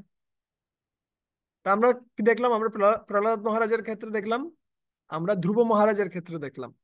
ঠিক আছে? শুধুমাত্র এই দুটি পরিবারও যদি আমরা দেখি, দুটি ব্যক্তির, দুটি বাচ্চার খুব ভালো ভক্তির মাধ্যমে তাদের পিতামাতারা সম্পূর্ণরূপে কি প্রাপ্ত হয়েছে? ভগবানের ধাম প্রাপ্ত হয়েছে। ঠিক আছে?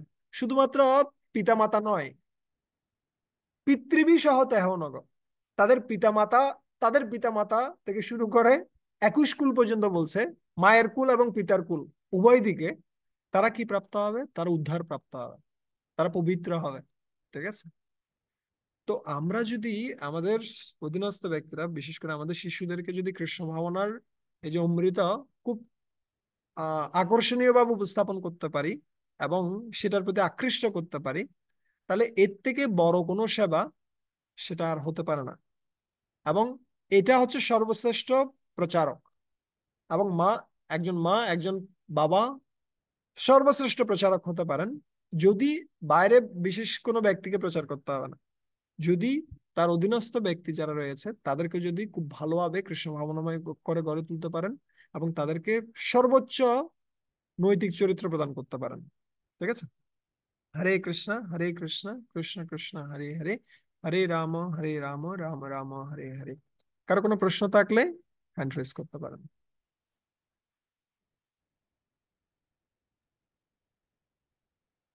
আমি ধন্যবাদ জানাচ্ছি সুরেশ মাধব প্রভুকে এত সুন্দর আয়োজন করার জন্য, যদিও আমি অতটা কি ছিলাম না, প্রস্তুত ছিলাম না। আপনাদের কারো কোনো প্রশ্ন থাকলে হাত হ্যান্ড রাইজ করে।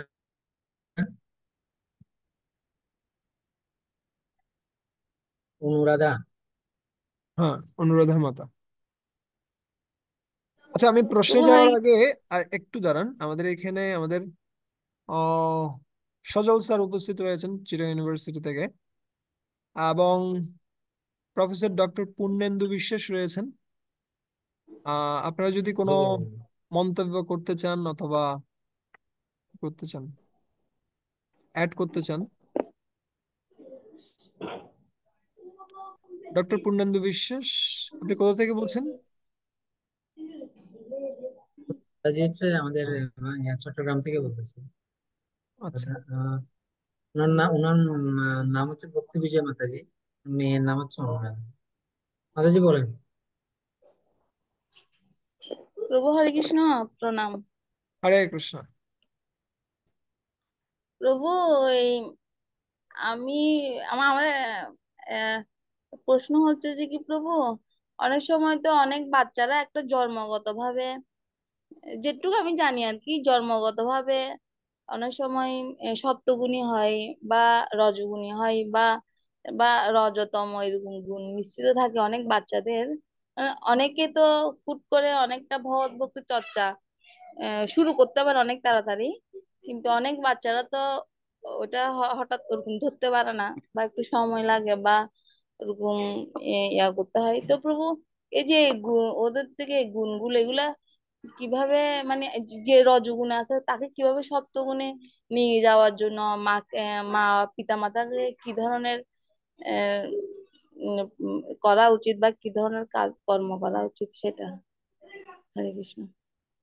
ধন্যবাদ আপনার সুন্দর প্রশ্নের জন্য। আহ, আমি, আপনি প্র্যাকটিক্যাল কি করলেন, প্রশ্ন করলেন, আমি থিওরিটিক্যাল আনসার দিচ্ছি। ঠিক আছে? ওকে। ভগবদ গীতার 7ম অধ্যায় 13 নম্বর শ্লোক, আপনি ওখানে দেখবেন খুব সুন্দরভাবে ভগবান বলছেন যে গুণের প্রভাবে একজন ব্যক্তি সম্পূর্ণরূপে জড়া প্রকৃতি অথবা মায়ায় কি হয়, আচ্ছন্ন হয়। আর এর একে 2 দিয়ে গুণ করেন, 2 দিয়ে গুণ করলে কি হয়? 14 অধ্যায়ের 26 নম্বর শ্লোক। এই 14 অধ্যায়ের 26 নম্বর শ্লোকে কি বলছে ভগবান? এটা সলিউশন দিচ্ছেন। কি সলিউশন দিচ্ছে? মাম এব যে প্রপদ্যন্তে মায়াম এতম তরন্তিতে। যদি কেউ আমার শরণাগত হয় তাহলে সে কি হতে পারে? মায়ার থেকে উত্তীর্ণ হতে পারে। আর মায়ার একটা বন্ধনই হচ্ছে এই ত্রিগুণ, যে ত্রিগুণের মাধ্যমে সে কি করছে? সবাইকে কন্ট্রোল করছে।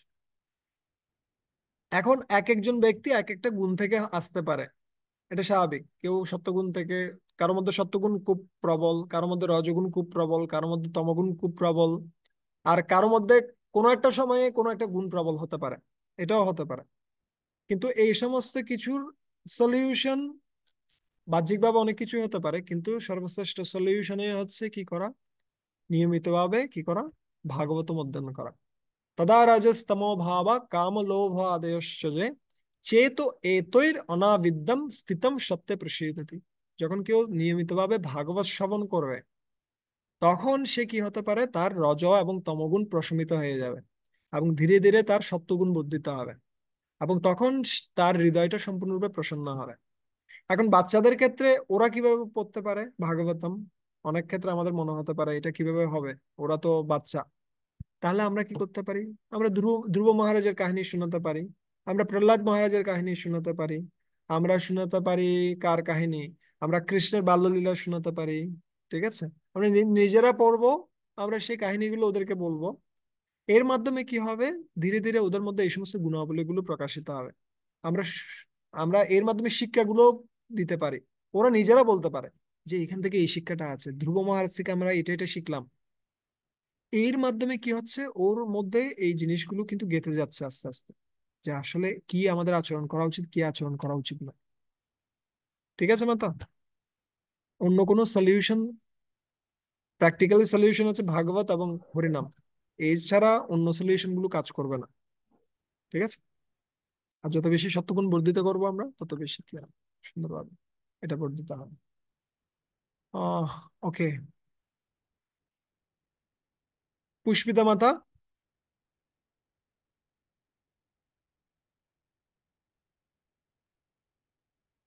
পুষ্পিতা মাতা। একটু ওকে, পরে। হরে কৃষ্ণ।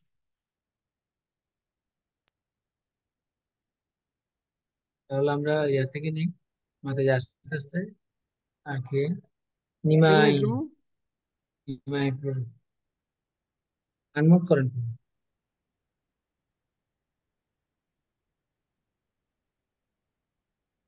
হরে কৃষ্ণ প্রভু, আমাকে শোনা যাচ্ছে? হ্যাঁ, শোনা যাচ্ছে। তো প্রভু দণ্ডবত প্রণাম। ধন্যবাদ, প্রণাম। প্রভু, আমি বলতে চাইতেছি আমার ছেলেটার মানে একাদশী করার ওর মনোভাব আছে, কিন্তু ও একটু পরিস্থিতির শিকার। ওই তো ওর ডিউটি জাহাজে কোনো সময় 2 দিন 3 দিন থাকতে হয়, ওখানে রান্না করে খাইতে হয় সবার সাথে, মাছ টাছ সব খাইতে হয়। হুম। পারতেছে না। এখন এই ব্যাপারে একটা সাজেশন দেন, কি করা যায়? এই ব্যাপারে কি করা যায়, আগে ওকে ভালোভাবে ভক্তদের সঙ্গ করান। ওকে আগে নিজের মধ্যে স্থির করান কেন এটা করতে হবে। ও যদি নিজে ফিল করে সম্পূর্ণরূপে যে এটা আমার করা প্রয়োজন, আমি প্রসাদ ব্যতীত অন্য কিছু গ্রহণ করব না, তখন ইচ্ছা থাকলে উপায় এমনি বের হয়ে যাবে।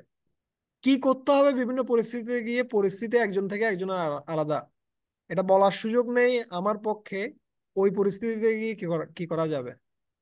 কিন্তু ও যদি সত্যিকার অর্থে চাই আমি কি করতে চাই, তাহলে সব ব্যবস্থা ওখানে হয়ে যাবে। যেমনি শিলা প্রভুপাদ যখন কি করছিলেন, ইন্ডিয়া থেকে যখন আমেরিকা যাচ্ছিলেন, পুরো 1 মাস ধরে কিসের মধ্যে, জাহাজের মধ্যে, সে জাহাজের মধ্যে কোথায় সবজি কোথায় কি, যখন ইচ্ছা রয়েছে সব ব্যবস্থা হয়ে যায়।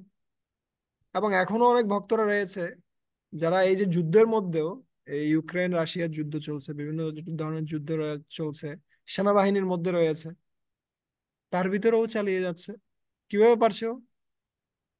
ওর ওই পরিস্থিতিতে কে আনসার দিচ্ছে, কার কাছেও প্রশ্ন করবে। কিন্তু যখন কারোর মধ্যে ইচ্ছা প্রবল, সমস্ত অ্যারেঞ্জমেন্ট এমনিতে হয়ে যাবে। অ্যারেঞ্জমেন্টটা এটা পরে হচ্ছে, ইচ্ছাটাকে আগে প্রবল করতে হচ্ছে। ঠিক আছে নিমাই প্রভু? প্রভু, ও তো সবার কথা শুনে না, ও আপনার কথা শুনে আর গদাধর প্রভুর কথাটা শুনে। ওকে মন্দিরে যে যেতে একটু বলেন, বেশি কথা জোর বলে করার তারটা প্রয়োজন শুনেন। নেই। ও যতটুকু যখন ঘরে রয়েছে তখন প্রসাদ পেতে বলেন, আর ধীরে ধীরে ও ভক্ত সঙ্গ করুক, হরিনাম জপ ভালোভাবে করুক, ওর মধ্যে স্বাভাবিকভাবে এটা কি আসবে, ও বাসনাটা তৈরি হবে। ঠিক আছে, ওটাতে জোর করার আচ্ছা, প্রয়োজন ঠিক নেই। আছে প্রভু, ঠিক একটু আছে, আশীর্বাদ করবেন, আপনি বাকিটা আমি প্রার্থনা করুন, দেখবো আর প্রার্থনার কি। অনেক শক্তি রয়েছে। প্রার্থনার মাধ্যমে মানুষ কি হতে পারে, পরিবর্তিত হয়ে যেতে পারে। ঠিক আছে। হরে কৃষ্ণ প্রভু। পুষ্পিতা মাতাজি। পুষ্পিতা মাতা। হরে কৃষ্ণ। প্রভু প্রণাম। হরে কৃষ্ণ, প্রণাম। প্রণাম প্রভু, হরে কৃষ্ণ। সকল শ্রীচরণ। আমার একটা প্রশ্ন ছিল। আচ্ছা, বাচ্চাদেরকে যে আমরা নৈতিক শিক্ষা ক্লাস করাচ্ছি, প্লাস এখন তারা ভগবত ভক্তির পথে একটু একটু এগোচ্ছে, তারা শ্লোক শিখছে, সবই করছে, যেটা আমার মেয়ের এক্সাম্পল দিয়ে আমি করি, করছে, মালা জপছে। তো এইটা সে আজকে খুব ইন্টারেস্টে করছে, আগামীকাল হয়তো আবার একটু কমে যাচ্ছে, আবার গতকাল হয়তো একটু বেড়েছিল, এরকম। তো এটা কিভাবে স্থায়িত্ব আমরা বজায় রাখতে পারি? যেমন আজকে যেমন করছে, সে আগামী দিনও সেভাবে করবে, পরবর্তীতে এটা স্থায়িত্বটা বজায় রাখার মানে কৌশলটা কি কি করতে পারি আমরা? অ্যাকচুয়ালি আমাদের নিজেদেরই তো ভক্তি কি নয়, স্থির নয়। আমাদের নিজেদের ভক্তি ঘনতরলা। আজকে ভালো লাগে জব করতে, কালকে জব করতে ভালো লাগে না। আজকে মঙ্গল আরতিতে উঠলাম, সবকিছু ঠিক মতো করলাম, কালকে আবার ভালো লাগছে না। ঘনতরলা স্টেজ। এটা অনত্য নিবৃত্তি না হওয়া পর্যন্ত সম্পূর্ণরূপে কোনোটাই কি হবে না, স্থির হবে না। কিন্তু যত সে ভক্তিতে এগিয়ে যাবে, যত বেশি শ্রবণ কীর্তন করতে থাকবে, যত বেশি অন্যান্য ভক্তদেরকে সে দেখবে, আশেপাশের ব্যক্তিরা, আমি হয়তো খুব দুর্বল, আমার উঠতে ইচ্ছা করছে না সকালে ঘুম থেকে, কিন্তু আমি দেখছি অন্যরা উঠে যাচ্ছে, আমাকে উঠে যেতে হচ্ছে। ঠিক আছে। কিন্তু একটা পর্যায়ে গিয়ে আমার ভক্তিটা যখন ফিক্সড হয়ে যাবে, নৈষ্ঠিকী ভক্তি হবে, সেই সময়টিতে কেউ উঠুক না উঠুক আমি উঠে যাব। কিন্তু ওই পর্যায়ে যাওয়ার আগ পর্যন্ত এটা এটা ঘনতরলা থাকবেই। ওটা আমাদের মেনে নিতে হবে। আরেকটা জিনিস আমি বলবো, বাচ্চারা যতটুকু প্রোগ্রেস করছে তার জন্য যেন আমরা কি হই, সন্তুষ্ট হই। আমরা যেন কখনো অসন্তুষ্ট না হই। ওরা যে পর্যায়ে রয়েছে তার জন্য যেন আমরা সন্তুষ্ট হই। এবং তারা তাদেরকে যেন আবার কোনো বড় কোনো কি না দিই, টার্গেট না দিই, তোমাকে ডাক্তার ইঞ্জিনিয়ার হতে হবেই, তোমাকে এটা হতে হবেই, তোমাকে সন্ন্যাসী হতে হবেই। অনেকে যারা কি থাকে, ভক্তরা থাকে, তাদের ক্ষেত্রে আবার এই ধরনের কমান্ড থাকে, তোমাকে ব্রহ্মচারী হতে হবেই, তোমাকে এটা হতে হবেই। না, ওকে ওর মতো বাড়তে দিন। আপনি দেখুন, আপনি জাস্ট প্রিন্সিপাল গুলো বলুন, ডিটেলটাও ধরে নিবে। ওদেরকে স্বাভাবিকভাবে বেড়ে ওঠার সুযোগ দিন। তাহলে ওরা কি হবে না, ওরা আর বিপথে যাবে না। কিন্তু যদি আপনি অস্বাভাবিকভাবে কি করতে চান, মানে টেনে টেনে ওকে কি করতে চান, কিন্তু কিছু সময়ের জন্য আপনি পারবেন, কিন্তু কিছুদিন পরে ও বড় হয়ে যখন যাবে তখন ও আপনার কথা শুনবে না। যখন কলেজ ইউনিভার্সিটিতে যাবে, অনেক ব্যক্তিদের সাথেও মিশবে। তাই এখন থেকে আমাদেরকে এমন ভাবে তৈরি করতে হবে, আমরা কিগুলো দিব, আমরা অপশন গুলো দিব। শাস্ত্রে এটা বলছে, শাস্ত্রে এটা বলছে, কি করতে হবে তুমি ধরে নাও। ঠিক আছে। ও যেন ক্যাচ আপ করতে পারে। ওদেরকে ও যখন সিদ্ধান্তের জন্য আসছে, আমরা বললাম এটা আছে, এটা আছে, এটা আছে, শাস্ত্রে এটা এটা বলছে, কি করা উচিত তুমি ধরে নাও। তখন ও কি হবে, তখন ও পাকাপোক্ত হবে ভক্তিতে। ঠিক আছে মাতা, আমি জানি না আমি আপনাকে সন্তুষ্ট করতে পেরেছি কিনা, আমি জাস্ট। না, খুব সুন্দর উত্তর পেলাম প্রভু, হরে কৃষ্ণ, প্রণাম। সঙ্গীতা মাতা।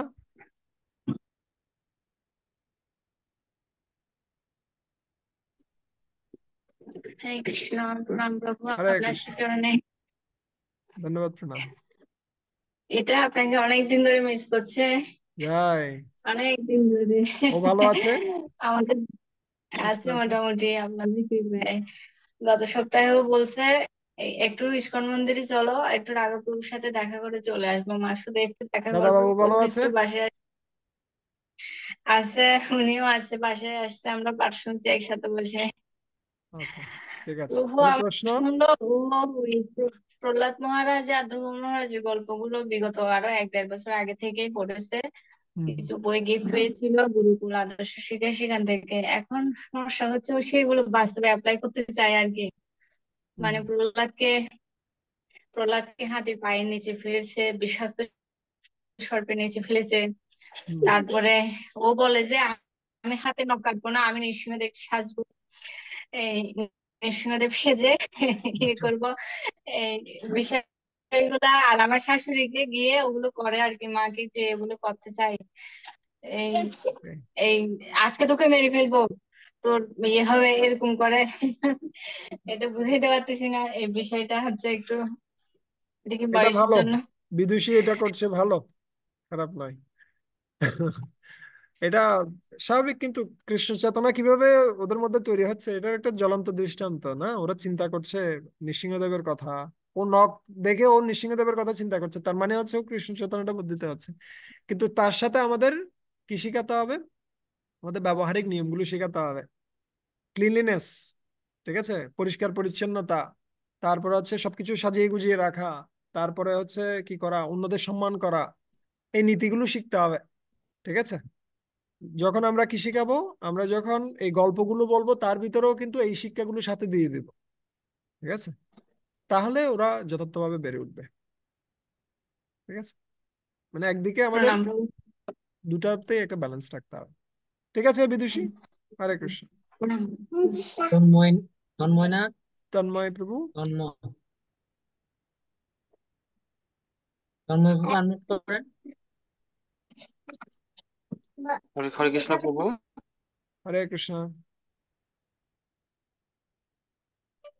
প্রভু আমার দুইটা কোশ্চেন ছিল। আমার ফার্স্ট কোশ্চেনটা হচ্ছে যে আমরা সবাই জানি যে মানব মন খুবই চঞ্চল।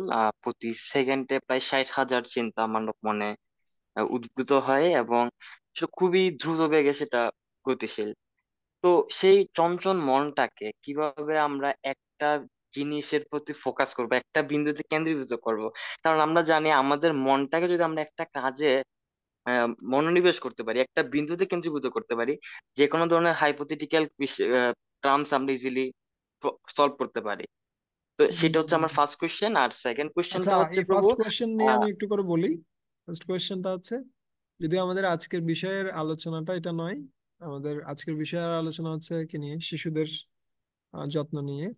তো আপনাকে আমি একটা কি করতে পারি, আমি একটা ভিডিও পাঠিয়ে দিতে পারি। আউট অফ মাইন্ড কন্ট্রোল নিয়ে আমাদের একটা ভিডিও রয়েছে, ছোট 10 মিনিটস এর ভিডিও, আপনি ওটা দেখে নিতে পারেন। ওখানে আমরা এই বিষয়টা নিয়ে ডিটেলস আলোচনা করেছি। ঠিক আছে, জি আর প্রভু, আরেকটা আমার প্রশ্ন। সেকেন্ড কোশ্চেনটা ছিল যে আমরা সবাই জানি আমাদের এই মডার্ন যে ওয়ার্ল্ড বলতেছি, যে কম্পিউটার বা টেকনোলজি নির্ভর ওয়ার্ল্ড, হুম এই ওয়ার্ল্ডে ম্যাক্সিমাম ইয়ুথ কিন্তু মোবাইলের প্রতি প্রচন্ড এডিক্টেড। হুম এবং যে ম্যাক্সিমাম ইয়ুথ ঘুমাইতে যায় হচ্ছে আপনার সারাদিন সারা রাত, মানে মোবাইল রেডিয়েশনের কারণে, যেটা ওদের মাইন্ডে প্রচন্ড পরিমাণ ইফেক্ট করে। বিশেষ করে সেটা নার্ভ, আমাদের যে মস্তিষ্কে যে নার্ভ গুলো থাকে প্রচন্ড পরিমাণে ইফেক্ট করে, এবং যার কারণে তাদের প্রথম যে সমস্যাটা হয় ঘুমের সমস্যা হয়। এবং যার কারণে আদার্স যে প্রবলেম গুলো হয়, ফিজিক্যাল প্রবলেম গুলা।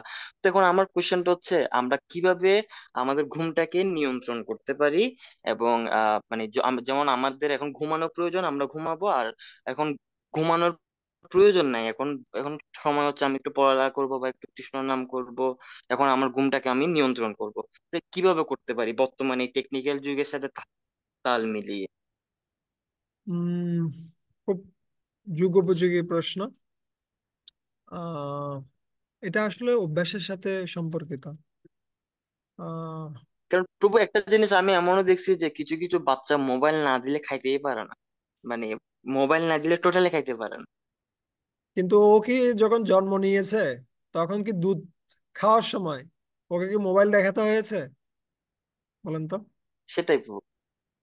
প্রয়োজন হয়েছিল ওই সময়টাতে দুধ খাওয়ানোর না সময়? প্রভু, না। কিন্তু সে আমি আমি এক্ষেত্রে কিছু কিছু আসলে মডার্ন মাদার যাদেরকে বলি আমরা, আমি ওনাদেরকেও কিন্তু দোষটা কিন্তু ওনাদেরও পড়ে, যে ওনারা কেন ওনাদের বাচ্চাদেরকে বিশেষ করে মানে মোবাইল কি জিনিস বোঝার আগে মোবাইলটা ওনাদের হাতে দিচ্ছে। আহ, সবকিছু এখন শর্টকাট, সবকিছু শর্টকাট, কারো সময় নেই। আগের দিনে এই ধরনের হতো। আমরা যখন খেতে চাইতাম না, এই ধরনের করতো। ওই দেখো, ওখানে একটা কি রয়েছে, ওইখানে একটা দেখতে পাচ্ছো, খুব সুন্দর কি আছে, চাঁদ আছে, চাঁদের সাথে খুব সুন্দর কি দেখা যাচ্ছে, মানে দেখতাম, হা করতাম, ওর ভিতরে মুখে ঢুকিয়ে দিত। ঠিক আছে, ওই দেখো খুব বেশি বিড়াল। দূরে যেতে হবে না প্রভু, ওটা আজ থেকে 5-6 বছর আগেও কিন্তু এটা ছিল, বাট ছিল না, এখন এটা সেটা নাই, ছিল। হারাই গেছে। গল্প হ্যাঁ, বলতো, ঘটনা ছিল। বলতো, এ বলতে বলতে খাবো না, খাবো না বলতে বলতে খাচ্ছি। আমার এ ধরনের হতো। হ্যাঁ আমি যখন মানে স্যারের কাছে পড়তে যেতাম রাত্রিবেলা, রাত্রে যখন 8টার পরে যখন পড়াতো, 8টার পরে যদি 1 মিনিটও দেরি হতো ছুটি দিতে, আমি এসে ভাঙচুর শুরু করতাম ঘরে। আমি, মাস্টার এটা ভালো না, মাস্টার এটা বেশিক্ষণ পড়ায়, আমি থাকবো না আর এই মাস্টারের কাছে, এইটা বলে এসে আমি খেতাম না, না খেয়ে ঘুমাই যেতাম। আর মা কি করতো, ঘুমের ভিতরে খাওয়াতো। ঠিক আছে, ঘুমের ভিতরে খেতাম। আমি বলতাম সকালে উঠে, আমি তো রাত্রে খাই নাই, আমি খাই নাই, কিন্তু আমি খেয়েছি। এখন হ্যাঁ এই যে নীতিগুলো, এগুলো সব জায়গা থেকে চলে যাচ্ছে। শুধুমাত্র এটা মায়ের দোষ যে তা নয়, এটা পিতারও দোষ রয়েছে, সবারই দোষ রয়েছে। পরিস্থিতিটা এমন ভাবে তৈরি হয়ে যাচ্ছে, সবাই শর্টকাট চায়, কারো কাছে সময় নেই তার বাচ্চাদেরকে সময় দেওয়ার মতো। তার কারণে আমরা শর্টকাট চাচ্ছি, আমরা শর্টকাটে কি খেয়ে যাচ্ছি, আমরা নিজেরাই প্রতারিত হয়ে যাচ্ছি। তাই এখন যেটা প্রয়োজন, আমি, আপনি যে ঘুমের বিষয়টাতে আপনি যেটা বললেন সেই বিষয়টার জন্য অ্যাকচুয়ালি টেকনোলজিক্যাল বিষয়গুলোকে কি করা, পরিবর্তন করা অনেক কঠিন রয়েছে। কিন্তু আমি যেটা করছি, বর্তমানে আমার এই মোবাইলটাতে কোনো কি নেই, ইউটিউব নেই, কোনো ফেসবুক নেই। এটা প্যারেন্টাল কন্ট্রোল দিয়ে কন্ট্রোল করা, আমি চাইলেও এগুলোতে ঢুকতে পারবো না। তার কারণে এই মোবাইলটাতে আমার এখন তেমন একটা আকর্ষণ নাই, ঠিক আছে। তার ফলে যে জি। কোনো সময় জাস্ট যা কিছু প্রয়োজন তা কিছু আমি ল্যাপটপ থেকে দেখি প্রয়োজন হলে, এর বাইরে নয়। হুম, আর হুম, অন্যান্য ক্ষেত্রে আমি বলবো বিশেষভাবে, যদি আপনি যে কোনো অভ্যাসকে পরিবর্তন করতে চান, সবচেয়ে গুরুত্বপূর্ণ পয়েন্ট হচ্ছে প্রার্থনা করা, সবচেয়ে বেশি গুরুত্বপূর্ণ।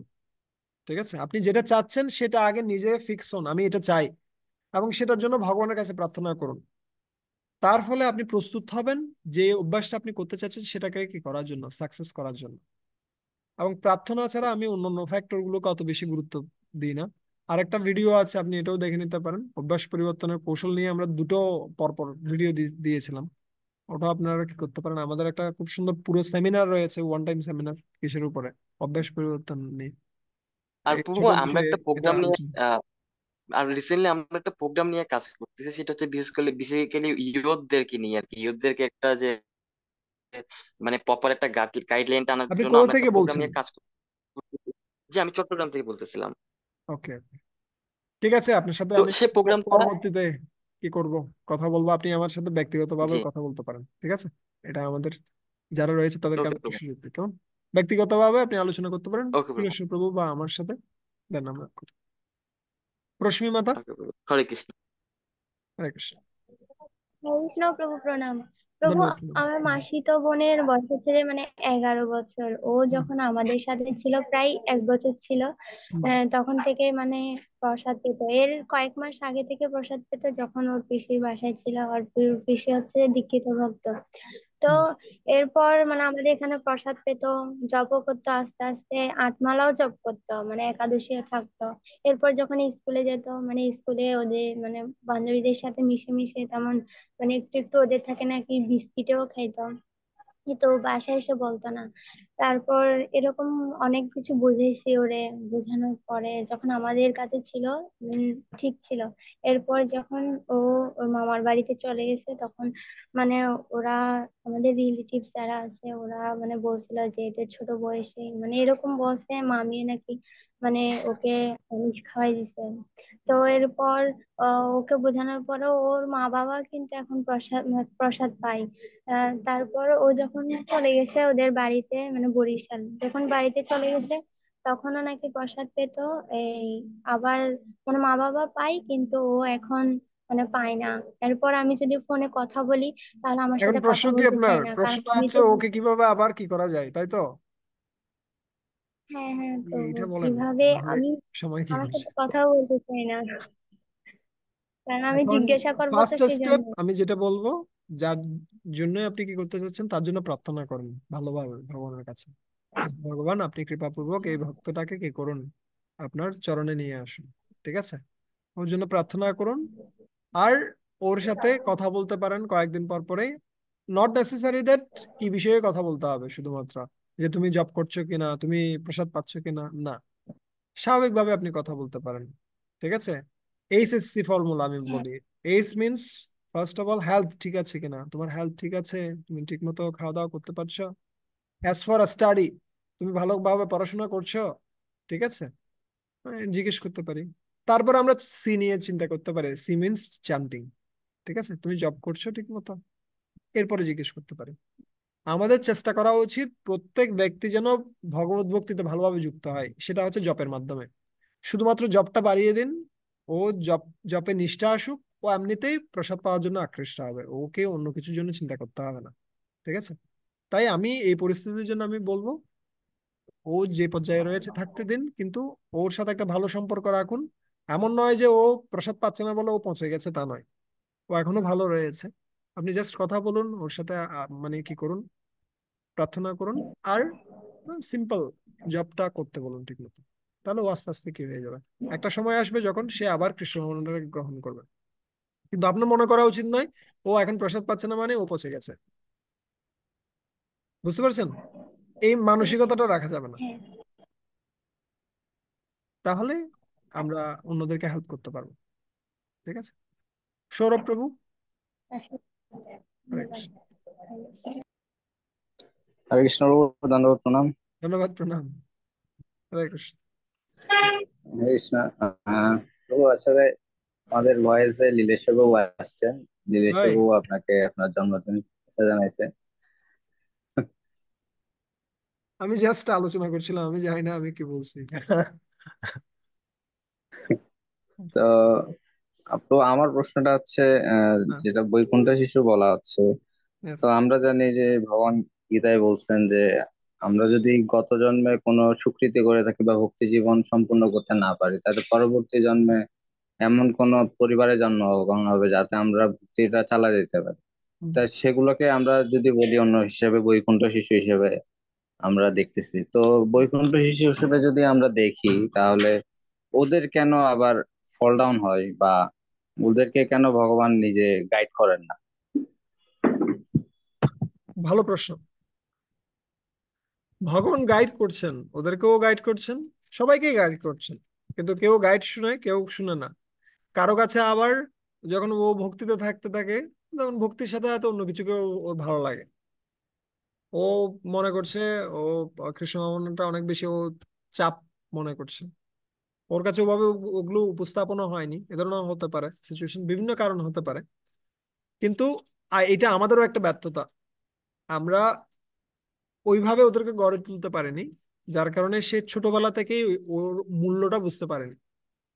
একটা গল্প আছে, আপনি শুনবেন, যে একজন ব্যক্তিকে কি দেওয়া হয়েছে, হরিনাম দিয়েছে, কিন্তু ও শুনছে সবার কাছেই তো হরিনাম আছে, তাহলে এটা কি মূল্য হলো। তারপরে তাকে কি দেওয়া হলো, একটা পাথর দেওয়া হলো। পাথরটা বিভিন্ন জনের কাছে যাচ্ছে, কেউ বলছে 1 টাকা, কেউ বলছে 2 টাকা, কেউ বলছে 10 টাকা, কেউ বলছে 100 টাকা। কিন্তু যখন জহুরির কাছে গিয়েছে, তখন সে বলছে এই লাখ টাকার পাথর তুমি কিভাবে পেলে। তখন সে বুঝতে পারছে এটা অনেক বেশি দামি পাথর আমি পেয়ে গেছি। তো আমরা যখন কোনো একটা বিষয় এমনিতেই পেয়ে যাই, তখন সেটার মূল্যটা আমরা বুঝতে পারি না, যেটা ভক্ত ফ্যামিলিতে হয় স্বাভাবিকভাবে। ও ছোটবেলা থেকে ভক্তি দেখতে পাচ্ছে, আবার অনেক সময় বাবা মা চাপ দেয় তাকে, তোমাকে এটা করতে হবে, এটা করতে হবে, ওটা করতে হবে। এর কারণে ওর কাছে এগুলোকে ডিসগাস্টিং মনে হয়, ওর কাছে মনে হয় এখান থেকে বের হতে পারলে আমার ভালো লাগে। কিন্তু যারা আগে মায়ার সংস্পর্শে ছিল, পরে কৃষ্ণের ভাবনায় ঢুকেছে, ও ফিল করতে পারে যে আগে মায়ার যন্ত্রণাটা কত খারাপ ছিল, আর এখন আমি কত নিরাপদ। তার কারণে যারা কৃষ্ণ ভাবনাময় আছে ইতিমধ্যে, তাদেরও বুঝতে হবে আমি কি সুযোগটা পেয়েছি। এবং সেই জন্য বারবার করে মহাত্মাদের সঙ্গ করা, তারপরে হচ্ছে কি এই সমস্ত নীতিগুলো নিয়ে আলোচনা করা। যত বেশি আমাদের এই সমস্ত নীতিগুলো নিয়ে আলোচনা হবে, তত বেশি আমরা কি হব, আমরা সুরক্ষিত থাকব।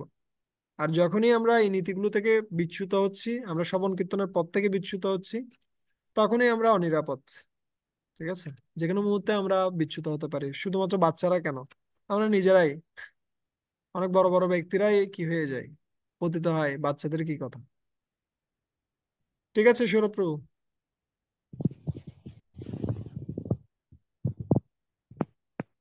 আমি জাস্ট আনসার দেওয়ার চেষ্টা করলাম। রসবতী মাতা।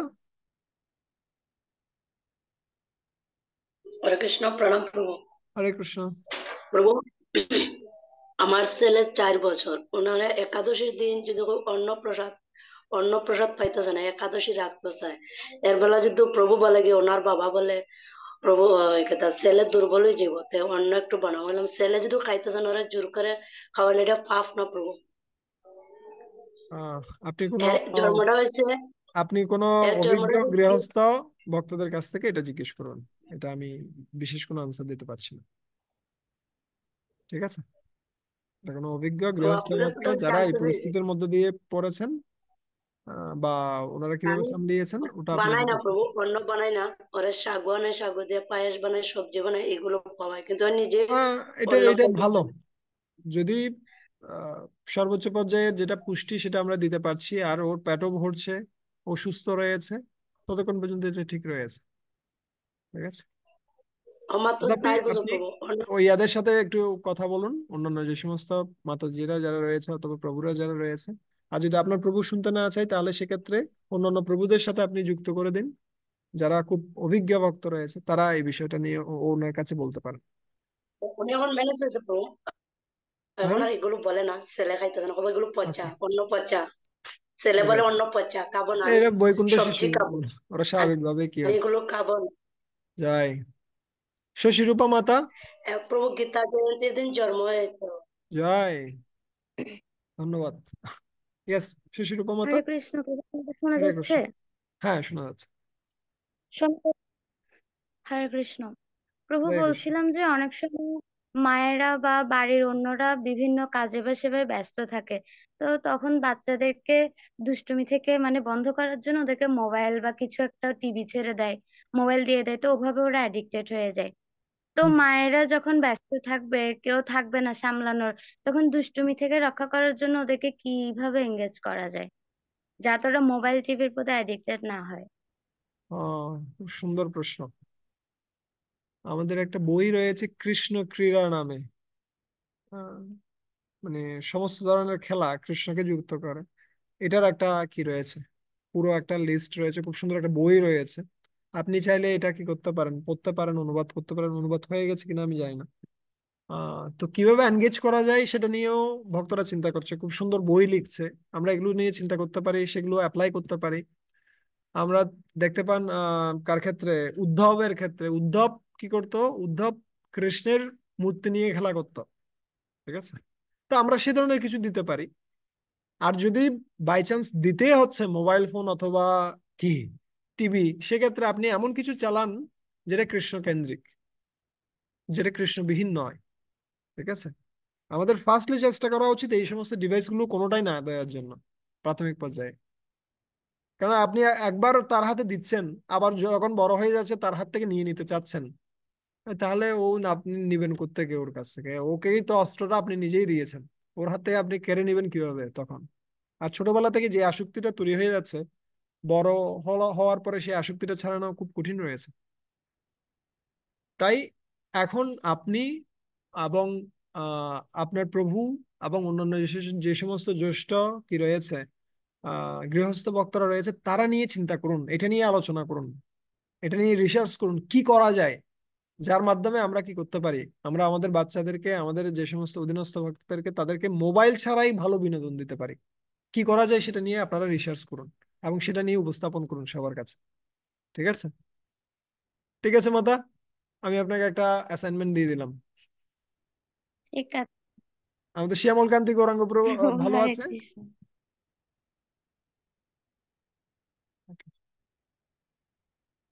প্রিয়তোষ প্রভু, লাস্ট কোয়েশ্চেন। হরে কৃষ্ণ প্রভু, দণ্ডবত প্রণাম। আমার কোনো হরে প্রশ্ন নেই কৃষ্ণ। প্রভু। আমি ওকে, এমনি কিছু জিজ্ঞাসা করবো বাস আপনার কাছে। আপনি কেমন আছেন প্রভু? আপনাদের আশীর্বাদে চলছে। প্রভু, আপনারা যেরকম আমাদের আমাদের শিখাচ্ছেন প্রভু, ঠাকুরের কাছে প্রার্থনা করতেছি যাতে আপনারা সবাই যাতে সুস্থ থাকেন, যাতে আরো শিখতে পারি ভালো ভালো আপনাদের যাই, থেকে। আমি জাস্ট সেটা রিপিট করছি, প্রার্থনা করি আমি যা প্রভু, প্রার্থনা। শুনেছি তা রিপিট করছি, আমি কোনো কিছুই করছি না। তারপরে প্রভু আপনারা রিপিট করতেছেন প্রভু, আমরা তো শুনি নাই, আপনাদের মাধ্যমে তো শুনতেছি, সবকিছু শিখতেছি। সেই জন্য ভগবানের কাছে প্রার্থনা করতেছি যাতে আপনারা সবাই, যাতে সিনিয়র ভক্তরা যাতে ভালোভাবে মানে সুস্থভাবে থাকেন আর কি। যাই, সেটার জন্য প্রভু আশীর্বাদ করবেন প্রভু আমাদের, আমরা যাতে ভালো বল। করে আস্বাদন করতে পারি প্রভু। আর কেউ ওকে, কিছু বলবেন? সবাইকে সজল স্যার, আপনি কিছু বলবেন? হরে কৃষ্ণ প্রভু, ধন্যবাদ প্রণাম। আমরা সবাই একটু প্রার্থনা করি প্রভুর জন্য, ও যাতে শরীর ভালো থাকে এবং এভাবে সবসময় আমরা ভক্তের সঙ্গে থাকতে পারি। হ্যাঁ, নেক্সট ক্লাস আমরা জানিয়ে দিব, ঠিক আছে? ওকে, আমরা একটু প্রার্থনা করে নিই আগে। হরে কৃষ্ণ কৃষ্ণ কৃষ্ণ কৃষ্ণ কৃষ্ণ। হরে হরে, হরে রাম হরে রাম রাম রাম। আমাকে ক্ষমা আপনাদের করবেন জন্য আমার আমি অপারগতার জন্য।